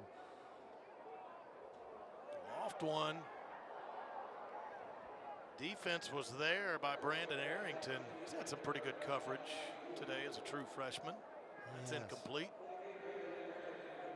And Brandon Arrington, the true freshman from California, another highly ranked recruit. I think the story of this spring game is definitely going to be for the most part, it's been the back end and the defense in the second half that's really stolen the show. And even when Marcel Reed's been out there, other than a couple big completions, he had the one to Craver, but other than that, it's been pretty slow going, and which is good and bad, right? I mean, your defense is looking really good, but then offensively you look a little bit more sluggish, and I know you're going to play more vanilla in a spring game, but the last incompletion turned the ball over. There's Carson Baker. He's got room on the right side, then he cut it up, got close to the first down sticks. Contact there. And not quite a first down. Thought he had a gain of 9, maybe 10. They're going to give him 8 at the 47-yard line. Lane Gerke that time with a nice tackle. And I tell you, I liked Carson Baker in practice as well. You know, he's another fairly highly ranked recruit coming out of high school, but he's a big guy out of the backfield, and he did some good things in the scrimmage as well. Kasuga has got an open man. It is Carson Baker. Fell down as he got to the 45-yard line. Right on cue. Give the guy some praises, and then he trips over himself. Turf monster. It's called the curse from the booth. That's all right. But a good job there by, I love the play call. Kasuga does a nice job. It's like that fake rollout, throwback, 2 levels there. Check down was open. The crossing route was open. Announcer jinx is a real thing, my man. Final 5 minutes of this maroon and white game. Baker, tough running there. Storm Miller, the true freshman linebacker out of Strongsville, Ohio, brought him down. Good gain, 8 yards. Good job getting north and south. I'd love to see this Maroon offense get some points here before clock runs out. Be a good confidence booster for the young quarterback, Kasuga. Bright future here.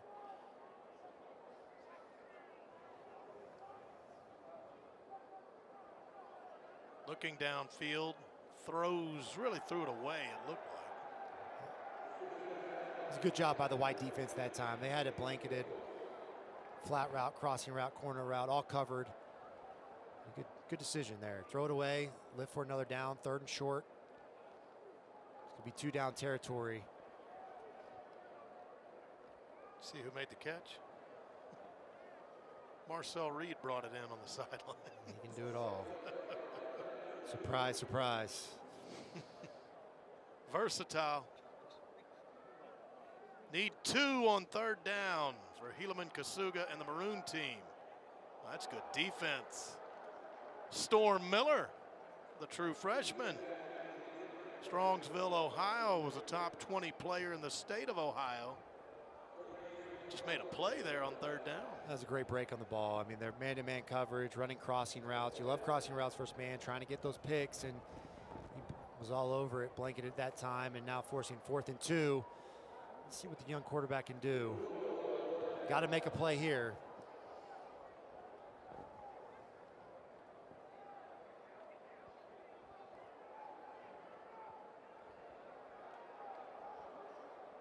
Whistle, late whistle. It never heard a whistle as Kasuga just kept on running, and now they're marking him down. It looks like at the 35-yard line, exactly where he needed for the 1st down, and now to the 34. I like the play call there, Will. The design quarterback draw. Get a hat on a hat in the box and get the 1st down, move the chains. Plenty of time on the clock to get points.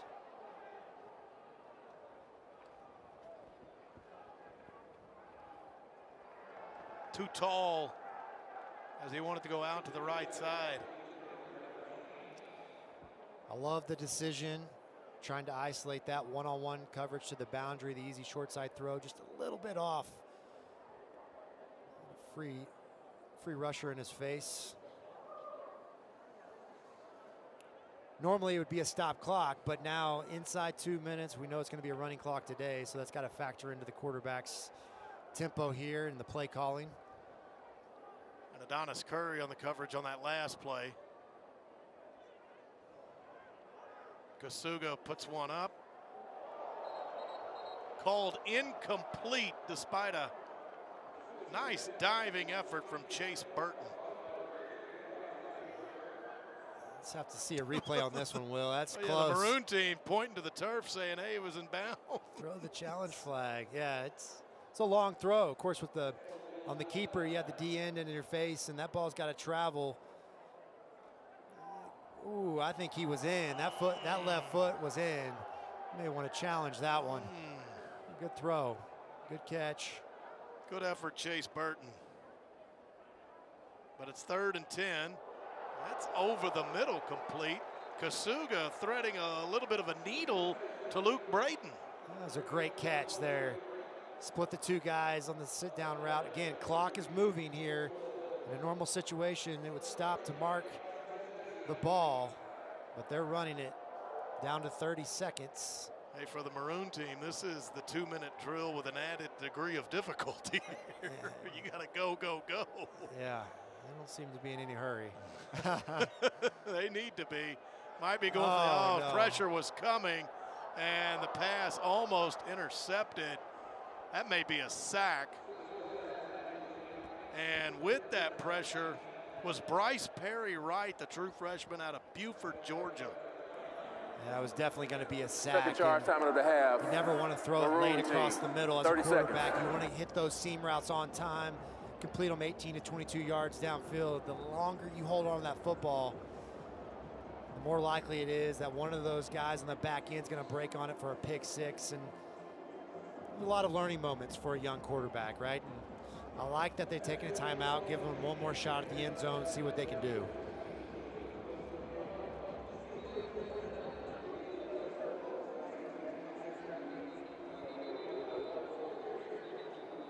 Well, this is good.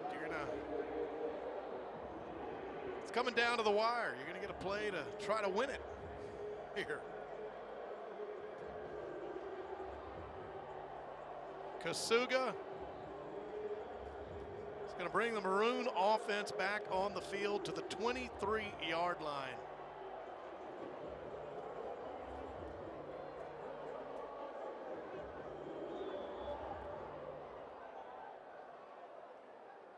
So here we go.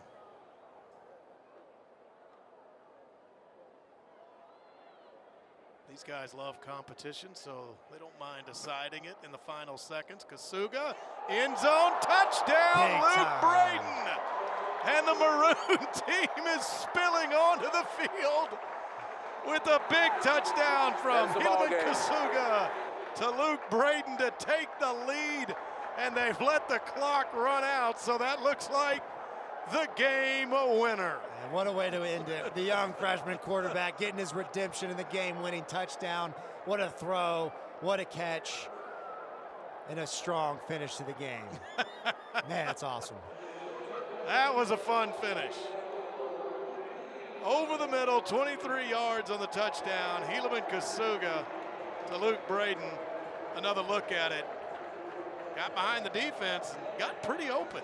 It was great timing. We talked about that. You got to get that ball up early and float it right over the underneath defender. But before the safety, it's a really, really good job. Aggressive throw. And that's got to be a huge confidence booster for the young freshman quarterback, Kasuga, and a great way to end the spring. Yeah, Aggies will close it out. They'll head into the offseason. We've got the war hymn playing here at Kyle Field. Once they saw him off, it will be the official close to their spring drills. That summer heat is coming, Stephen. And once it's here and once you're well into it, you realize it's going to be September and it'll be time to kick off the season. And we alluded to it. The Texas A&M Aggies coming off that playoff run in 2025. They'll start 2026 with 3 straight home games, and they get bigger with each one. September 5th, Missouri State at Kyle Field. September 12th, Arizona State from the Big 12 comes to College Station. And on September 19th, the Texas A&M Aggies open SEC play here at Kyle against the Kentucky Wildcats. That's the first 3 games all at home of the 2026 schedule. But a good game, a great finish, Stephen. And, you know, part of the story is going to be what happened to Damian Sanford. You hate that. But like you mentioned, it'll be next man up mentality if he can't go. But overall, definitely Mike Elko has some good things to take away from this spring game and his 15 practices he got during spring drills. Yeah, there's no doubt. And I think the one thing you have to feel really good about is the guys on this roster are good enough to make the run that Mike Elko wants to make. Now it's just going to be a matter of can they go out there and execute, gel together in time to be able to win some of these early games that are going to be challenging. Arizona State's not a team that you want to overlook early as well. So it's going to be an incredibly daunting schedule, but I have faith in Mike Elko, the leadership and the direction, the toughness, the way he builds his football teams, that they're going to have a chance to make a run. All right, had fun today, my man. Enjoy it, buddy. All right, Stephen McGee on the broadcast with us. Thanks to him. I'm Will Johnson signing off from Kyle Field. Thanks to the staff at 12th Man Productions on the A&M campus for bringing you this one on SEC Network Plus. Had a fantastic finish. It was decided on the final play, and the Maroon team credited with a win over the white team, 15-13 from Kyle Field today. Thanks for joining us.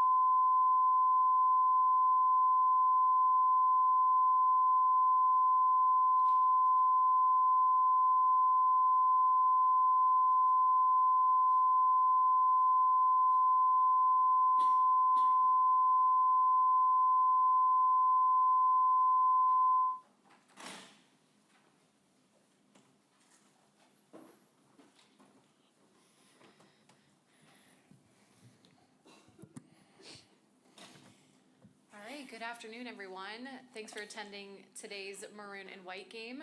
Coach will begin with an opening statement. Yeah, obviously the conclusion of a really tough spring ball for us. It's a really good opportunity for us to go out and get better, develop the program, develop some of the core values that we need to go out and be successful as a program this fall. And I think we were able to do that. And I think today culminated in an exciting close game that came down to the last play. And, unfortunately the weather didn't hold up, but it was good to have an exciting game out there and get an opportunity to get out in the field and finish this thing with the maroon and white game. And so excited for that, excited for where we are, and obviously still got a ton of work to do between now and the opener to get this team and program where we want it to be to go out and win what we want to win. But that's to be expected, and that'll be for tomorrow. But from there, we'll open it up to questions. Coach, we'll go to the second row. David. Coach, considering all the changes, after spring, are you where you thought you should be at this point, or is it always you want more? Yeah, no, I think it's always I was thinking about this because I knew somebody was going to ask me this question today. I think it's really just being aware of where we are and trying to figure out what we have to do to get where we need to be. I don't think you set like markers, or at least I don't. Like I don't say like, oh, if we're not here, we can't be successful. So I think you had a lot of kids out there obviously going through spring with us for the first time, like learning the system for the first time. And so you're just trying to constantly evaluate where we are. What do we have to do to get it where we want to go? We feel like we have the pieces in place to go out and be really successful. We've got to get collectively the thing to look and operate how it needs to. And so I don't know that it's necessarily a bar or a marker as much as it's, okay, here's where we are. Now let's formulate a plan for summer. So when we get back in fall camp, we're further along. Let's formulate a plan for fall camp so that when we hit the season, we're ready to go. Coach, we'll stay to the right, front row. Travis. Coach, any update on Damien and what kind of did you see from what happened on that play? Yeah, he got injured, lower body, and we'll figure it out. And Isaiah Horton seemed to make an instant impact. How much have you seen some of this in practice, and how good is it to see one of those new guys go out and showcase himself? Yeah, I thought he did a lot of what we had hoped he would be able to do for us, make contested catches. And I think both of those balls were thrown really well into tight coverage, and he went and made a contested catch over a DB, and that's what height can give you at the wide receiver position. And so, obviously we were huge fans of him, trying to get him to come here. We were excited that we were able to land him, and he's had a really good spring for us, and then we obviously expect him to be a major player for us this fall. Coach, we'll stay to the right again. Carter.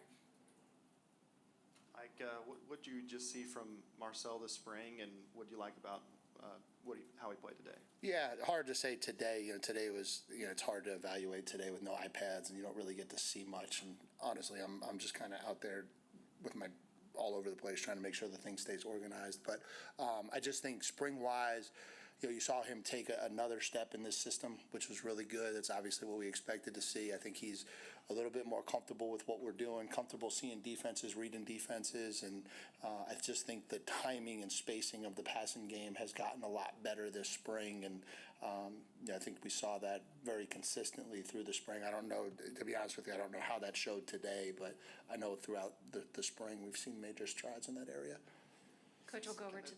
Oh, sorry. Go ahead, Carter. Same question for Jamari Morrow, too. Just seemed like he had a great scrimmage today. What did you see from him, and has this kind of been what he's been looking like this spring? Yeah, he got nicked up a little bit through the middle of spring coming out of the first scrimmage, and so we got him back healthy towards the back part of spring, and he's a really talented back. We knew that. He's really dynamic. When he gets into open space, he's got the ability to be very explosive, and obviously was able to put some of that on display today, which was good to see. Coach, we'll go to the left. Alex, second row. What did you see from your team, just the way they responded after Damien went down, and just was there any consideration of just stopping the game right there after that? No. And also as well, just what have you seen from your kickers this spring, and just the seemed like they had some nice kicks today? Yeah, I thought it was good to see him go out there today in Kyle Field and make some kicks. It was good to see us. What was the one was a 50-something yarder that Asher hit. So it's been good. We're excited to get those two guys in. I think we got two really talented kickers that can really help us this fall. We'll stay to the left, front row. Mike, obviously the spring game is more of a culmination, exclamation point on a body of work, but just to see the way that game ended, all the intensity there, to have a walk-off, just is that just how valuable, what makes sure these spring games kind of keep their meaning for you? Yeah, I think what you saw at the end was what we want the spring game to be, which is the kids having fun playing football, and I don't know how relevant that last play is, non-live quarterback and all of that stuff, but it's still competition, you're still playing to win, and then you still get unbelievable energy, and that's what, to me, spring games are. It's literally all about the kids for me. It's about them getting to choose teams. It's about them getting to go play a real game. It's about them getting to go out there in Kyle Field and enjoy it, and I think it's just a really good opportunity for those guys. Olin, second row on the left. Mike, you might have already kind of addressed some of this, but I just want to ask you, off the top of your head, what are the things that you saw today that you really liked? Again, today, hard to really say. I really don't know what I saw today, to be honest with you. I thought we operated pretty efficiently. Honestly, I don't know. I got to watch the tape for today. Normally, I have better answers because I'm watching the iPad all day, and I get to see the game as it's going on. Today, it's kind of a little bit like more the old school when you don't really know what happened. And the replays, I wasn't watching the replays, so I honestly don't really know what happened. Stay to the left, fourth row. Aiden. Howdy, Coach. Howdy. So I know that you talked a little bit earlier about the game. It really is being for the kids and just kind of letting them go out there and have that moment. But walking into today's game, was there any outcomes in your head that you said, I want to see these things to feel a little bit more comfortable for September? Anything specific like that? No, not really. I think, for those of you who've been out and watched us practice, practice is pretty intense. There's a lot of competition that happens every day. There really wasn't anything today that I was hoping for. I think one of the cool things, here you go, Obi, this is one thing I did notice as I'm going back through this in my brain. I thought the one thing that was cool was some of our true freshmen, more comfortable in what we were doing. Third scrimmage for those guys, third time in Kyle Field. I think just there were some freshman flashes, whether it was Tylen Wilson, whether it was Tamarian Watkins, Carson Baker a little bit running the ball. I just thought there was some freshman flashes out there that were pretty good to see. Coach, we'll go all the way in the back. Parker. Coach, I guess we could stay on that topic. Freshman flashes with Brandon. How do you think he played today, and maybe the moxie that he played with going up against those receivers? And then also a quick update on Ashton. It looked like he kind of came down his shoulder. Yeah, Ashton will be fine.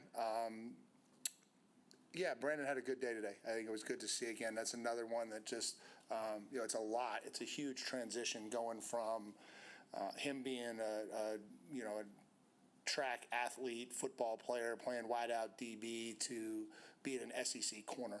That's a massive transition. And so he's been growing and developing, was much better in scrimmage 2 than scrimmage 1, and thought he showed some flashes today. And so, we just look forward to his continued development over the summer. Stay to the left, Matthew.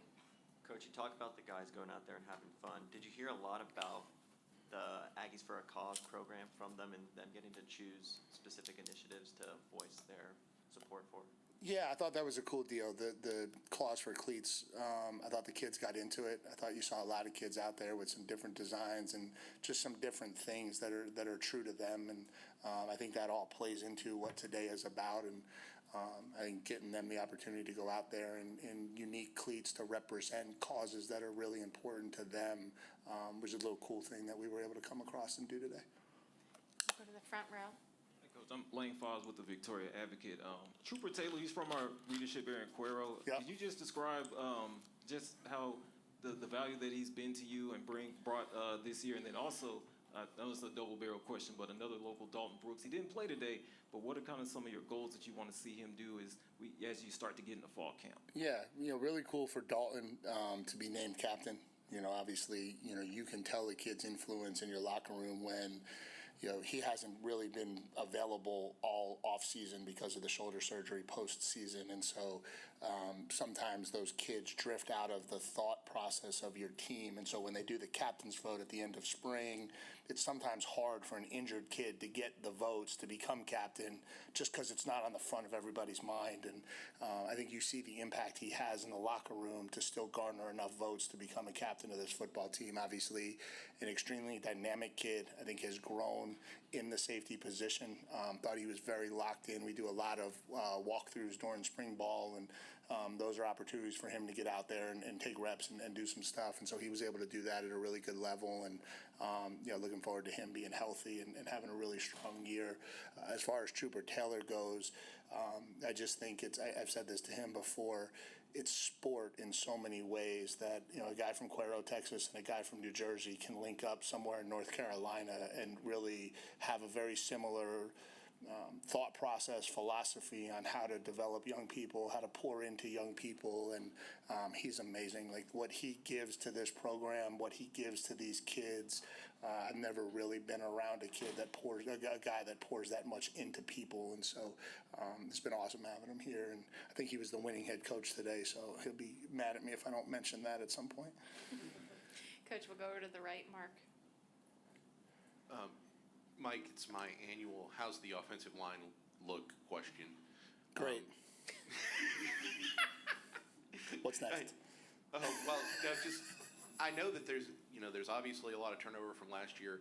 Just kind of curious to see what you've seen from the new guys, transfers especially, in their performance overall. Yeah, I think it's playing out like I kind of talked it through the offseason. I think you have this group of older veteran guys who have played football in the SEC, battling with some really talented guys in our program. And so, you look at the tackle position and you see, Lamont Rogers at times really coming on and playing really good football. You see Wilkin Formby and Tyree Adams, have played a lot of ball in this conference, and there's a comfort in what they can do. And Robbie Bourdon continues to grow and develop, and so you have this really good competitive balance, and it's the same thing inside. You've got Cohen Eccles and Trovon Ball who have come in with starts in the SEC, but you also have guys like Ty Thomas, guys like Blake Ivy, who had really, really strong springs, and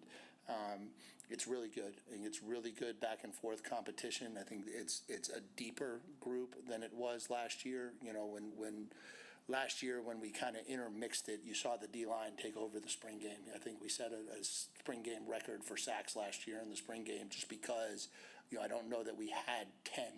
We had a really good group, but I don't know that we had the full 10 ready to go at this level. You didn't see that today. I think we put 10 kids out there, and we were able to block consistently and hold up and do some things today. And so I think that's just a testament to the depth that we have. Coach, we'll go all the way to the back. Nick? Hey, Mike. Spring game, obviously a time to work on communication especially. I'm just wondering with new coordinators, how do you think that went today and throughout the spring? Yeah, I thought it was good. Obviously we had, two different coordinators calling each side. And so, Holman and Joey called the separate sides, and Stan Watson and Lyle Hemphill called the two defenses. And so it's good. I think communication is good. I was saying this to somebody last week, I'm not surprised that everything is going well. I certainly would have made a really bad hire if it wasn't going well at this point. And so, I certainly have a lot of confidence in those guys, what they're capable of. We've got to make sure that come next fall, we're putting together plans, schemes, things that are effective at the level we want to be effective at. But at this point, it's going exactly kind of how I thought it would. We've got really good coordinators on both sides of the ball. And then defense, obviously, as a whole, looked great today. Only one offensive touchdown, a pick six. Is that sort of what you were seeing throughout the spring, just swarming to the ball, physical, violent defense? Probably not, to be honest. It was probably a good step forward. I think, the scrimmages have had more back and forth than maybe in years past, which has been good to see. Today the defense maybe got the upper hand a little bit, was certainly really good on third down again, which has kind of become a calling card for us. And so, I think it has been a very competitive back and forth spring, which I think has been really good. We'll stay to the right, front row. Carter? 3 questions and 1 presser, huh? I'm sorry. Jesus. I'm selfish. You named 5 captains. I did. It's more than you've had so far. Why maybe 5, and then why specifically those guys? Yeah, so I don't name them, and I really truly mean that. Like, I don't name them. I just read the votes, and you try to find like where the lines of separation are. And I think, Marcel was a very clear 1. Damian was a very clear 2. And then you had, Radcliffe, Dalton Brooks, and Micah Riley. Gosh, I'm so sorry, Micah. Micah Riley, those 3 guys really close, and there wasn't much separation in the vote total. And so I think we had to make a decision between 2 and 5, and just felt like there was a lot of leadership in that group of Dalton, Micah, and Marcus, like that those 3 kids were going to add value as leaders. And so that's how we do it. And so to me, you just see where the separation lines are, and whatever numbers or what the players want is kind of what you do. Go to the left, Alex. Piggybacking off Carter's question, you guys did have to replace all 3 captains. Just how pleased have you been with the leadership and the guys that stepped up, and just what you've seen from them in those roles now? Yeah, I think that'll be a big challenge for us through the summer. It's why we name captains now, so that you can kind of start to establish leadership patterns. I think so much of what has happened since January is people getting accustomed to everything. Again, it feels in some ways like year 1 from some of those perspectives. You just have 48 new guys going through it, and that's college football today, so I'm certainly not complaining. But and so I think now, okay, you take a breath, you get away for a couple weeks, you come back in the summer, and now some of that stuff really matters. Some of the bonding, some of the leadership, some of the elevation of all of that stuff is going to become really, really critical through the summer and into the season. And so I think that's why we wanted to name the captains when we did. And I think that's certainly an area that still needs to continue to grow and improve. We'll wrap up with Colton. Hey, Coach, I was kind of curious to see what you've seen from the tight ends and what your relationships kind of looked like with Derek Shea. Yeah, I think it's been really good having Derek. I think he does a really, really good job with those guys. I think he's brought a lot of fundamental toughness, technique to the room, which has been really good to see. And then I think those kids have all gotten better. I think it's a really good-looking group. It'd be nice to get Micah back in fall again. That's another off-season shoulder surgery, so he didn't really participate, but it was good. I think those guys had a really, really good spring and certainly got better every day. All right, thank you, Awesome. guys. Thank you, guys.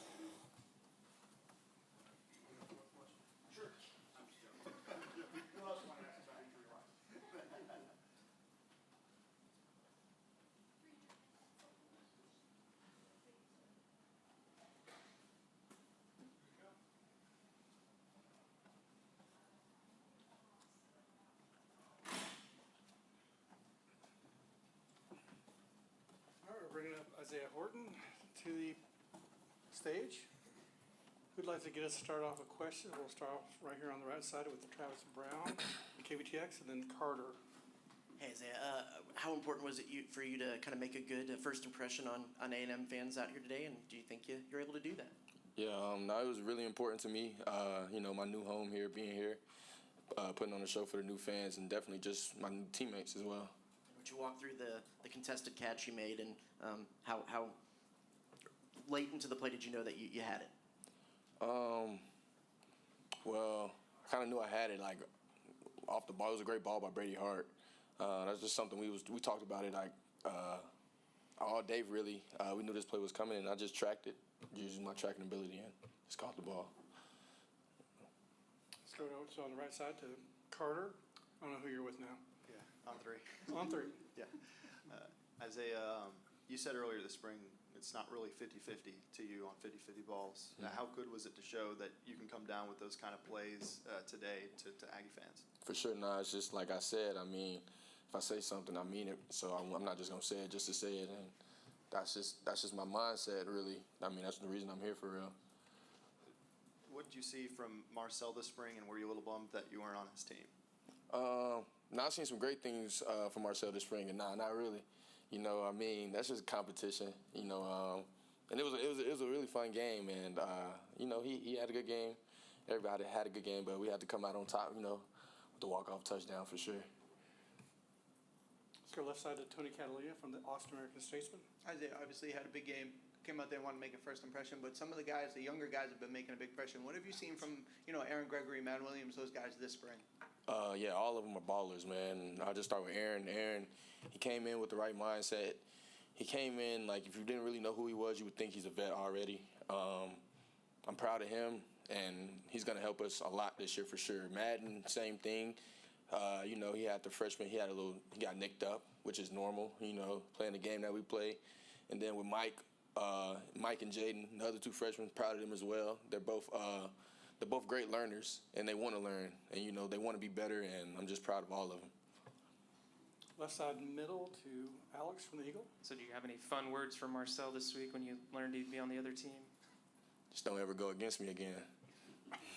You know, what do you think is the biggest thing that this offense accomplished this spring, and just your thoughts on that?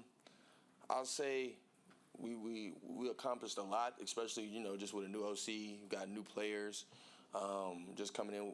I'll say kudos to us for accepting everybody. You know, it's not like when we're in the locker room, we got receivers meshing with tight ends, we got tight ends meshing with O-lines. You know, it's everybody together. And I've told them, I've been places before, and that's what we're going to need to win games. We're going to need to be together, and because this isn't an individual sport, we're going to need all 11. Left side, Matthew. It's hard to miss you with the colorful cleats out there. I was wondering what it went into your choice to choose Jack and Jill of America. So Jack and Jill's America, that was an organization I grew up in, and basically it's just like it's an organization, and we give back, we do for the community, and also it's just for, you know, just we grow up, and it's for unfortunate families, and we just, you know, teach them things and learn new things and things of that nature. For sure.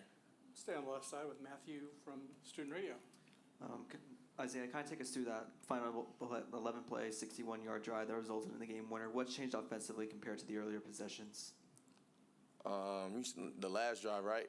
So, I mean, I guess just the mindset for real. That just came down to who really wanted it more. You know, I feel like we wanted it more right there, for sure. All right. I don't see any more hands. Thank you. Well done. Thank you. We're ready.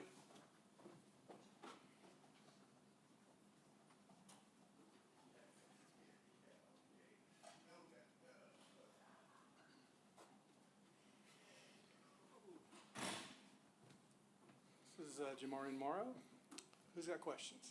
Let's go left side to Alex Miller from the Eagle. Jamarian, you got quite a bit of run your freshman year, but just what do you feel like is the biggest jumps you've made in your game so far this offseason, and just the points of emphasis you wanted to make? I would say my pass protection, as far as like understanding the rotation of safeties and just getting a deeper understanding instead of just knowing what I have to do. That's probably my biggest jump that I say. In the front row, Lane Fobbs from Victoria. Hey, Jamar, we have your running backs coach, Trooper Taylor. He's from our readership area in Cuero. Just can you just describe just kind of the guidance and the value that he's brought to you guys, and just kind of you and your development? Definitely, Troop is. If you meet him, you'll know immediately what type of guy he is. I followed him from Duke. He recruited me a little bit when he was at Duke. He just, man, a man of his word. He stands on wherever he says, and he take care of the whole running back room and whoever he speaks to. Let's go front row right, Travis Brown. Hey, Jamarian, how have you seen the offensive line kind of gel together with a bunch of new guys in the run game, and how have they been able to help you out? They've been great from the start, actually, when it comes to the run game, as far as with, just moving people. As far as since the whole spring, they've been moving people. I'm not going to lie, I can't really. It seemed like they gel well. Yeah, that's all I can say. And where were you around to be able to see Isaiah's kind of contested catch? I definitely did. What was your reaction to that? I was pretty mad he caught it because he was on the other team. He's been talking stuff all week about it. So, yeah, I was pretty mad about that. Go to the left side middle. You had a couple of the upperclassmen, specifically EJ, Le'Veon, and Amari, graduate from the program. Have you seen anyone maybe step up in the running back room this spring? I feel like we all just try to correct each other. We all try to, coach each other up as far as when we see something that we're not supposed to be doing or something that we could have did better. I feel like we all just come together and try to correct each other. Rube, of course, just took a bigger role as far as with being the oldest guy in the room. We're going to go back behind the lights to Parker on the far left. What would you say about your confidence level growing this spring and what you can bring to the table? Obviously, we saw glimpses of it last year, but it seems like we could be in store for a little bit more this year. Confidence as far as just understanding that I've done it already before. I done been through the spring process. I done been through fall camp. I done been through things. It's nothing that's new to me as far as when it comes to that. So just being able to go around for round two, it feels a lot better than everything being new. Let's go to the right side to Mark Passwaters from AggieHuddle.com. Jamarian, seems like you've been running with a little more power. It looks like you gained some muscle in the offseason. Was that something that you set out to do, or it's just kind of the way you feel like you could run now? I feel like I just took a different mentality as far as with how I ran the ball. Wanted to take those 1 yard runs into like 4 or 5 yard runs instead of just being those open gaps. Instead of just getting the explosives when it's just wide open. Wanted to take those little runs into 4 or 5 yard runs. Left side to Alex Miller. You mentioned Ruben taking a step forward. I'm curious in what ways you've seen him do that and just the impact it's had on your room and the offense in general. Just leading. We got a lot of younger guys. I'm one of the older guys, and it's just my second year. Just him taking that role as far as we're taking them under his wing and just doing a great job with just correcting them when he sees something and not just like belittling them and helping them to become better players. And then maybe just from a bigger picture standpoint, what do you think is maybe the biggest things this offense accomplished this spring and just the areas you saw improvement in overall? Yeah, I heard Zay say that like a lot of different people coming into the room, a lot of people having to gel together. It's not easy for us to have 7 new people or 4 new linemen on a. It's just gelling together and just coming together as a group. I feel like that's the biggest step that we took. Left side to Matthew.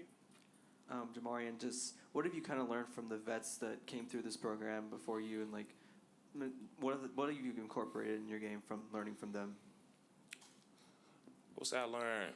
Especially how to take care of my body. A lot of those guys, some older guys, been nicked up, they've been bruised up, and they've been playing for a long time. They showed me how to like take care of my body, how to study film, how to just go through every day as far as with being a college running back. You know, take a lot of hits, but they taught me how to like take care of my body and what to look for. Anything else? All right, that's a wrap. Thank you.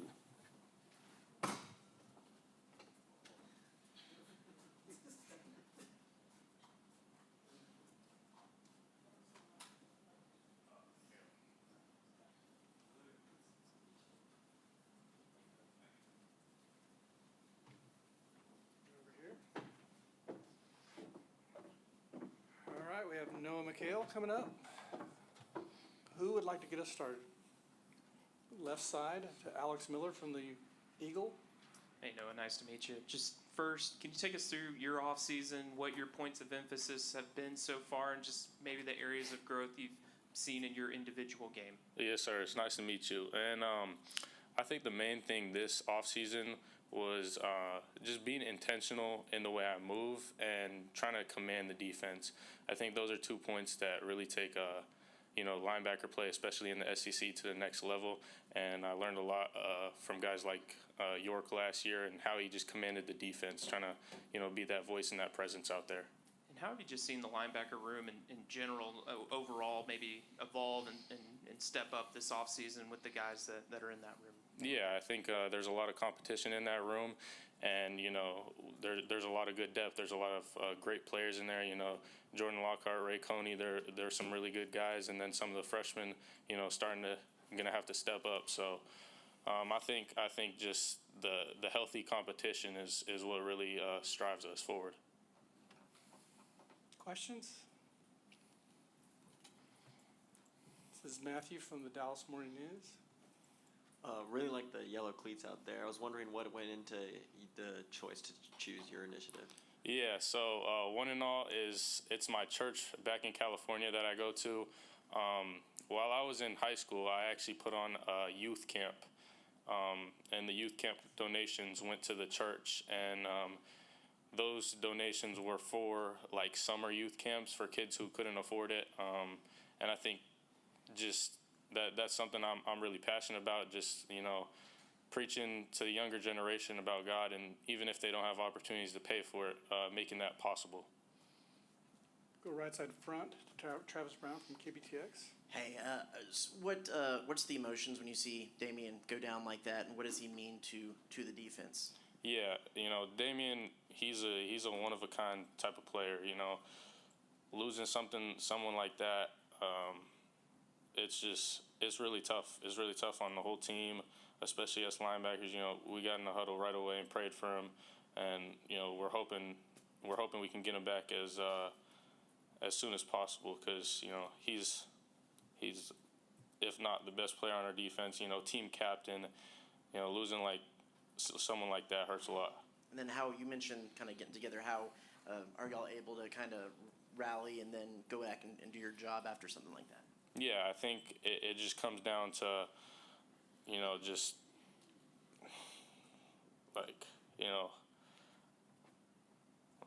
it's tough. Losing a player like that, it's not something that can be replaced. So as much as we want to rally and not think about it, it's definitely still there. It's still gonna hurt. It's not gonna go away. But as bad as it is, we gotta push forward and just see what holds us next. Left side to Robert Cessna from the Eagle. Some people have canceled their spring football games. You as a player, what do you get out of going out to a game like that today? Yeah, I think a lot of it is just to get us in front of some of the fans and kind of see what the team is all about this year. Injuries are always going to happen, but I think it's just, at the end of the day, it's part of the game, and being able to put on a show for the fans and kind of show them a preview into the season is what really matters. Let's go to stay on the left side with Alex. Just wanted to ask what you thought the biggest thing that this defense was able to accomplish this spring, and just maybe the big picture improvements you saw from the unit overall. Yeah, I think one of the big things was our effort. That was something they were stressing a lot at the start of the spring ball. But our effort has picked up a lot, and then also takeaways, ball disruptions are a big part of the game. Turnovers is how you win the game. So. Anything else? Oh, let's go right side to Mark Passwaters. No, you had a pick six today, obviously. After a season where you guys only had 3 interceptions, how important is it to you, with the linebackers, but the defense as a whole, to try to force more turnovers than what you got last year? Yeah, it's a crucial part of the game.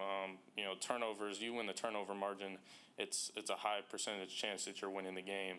So just being very intentional about, hammers, jabs, trying to always get the ball out, and then when there's an opportunity to get an interception, going and making that play. Coaches got us on the jugs every day, everybody on the defense before practice. So. Let's go back to the left side to Cease. So a follow-up, how much did you hear that crowd? What about when you hit the end zone, or what about that? I heard them get pretty loud. It was pretty cool. It was a good experience for sure. Left side middle to Matthew. Kind of take us through that pick six play. What did you see from your perspective, and just going in the end zone and getting that score for your team? Yeah, dropped into the zone coverage. QB's eyes took me that way. Saw he was gonna throw it. Thought about getting the PVU. He put a little air on the ball, and then pick six. Anything else? Okay, that's a wrap. Thank you. Thanks. Sir. Nice job. Thank you. Your debut, huh? First one. All right. Okay, that's a wrap.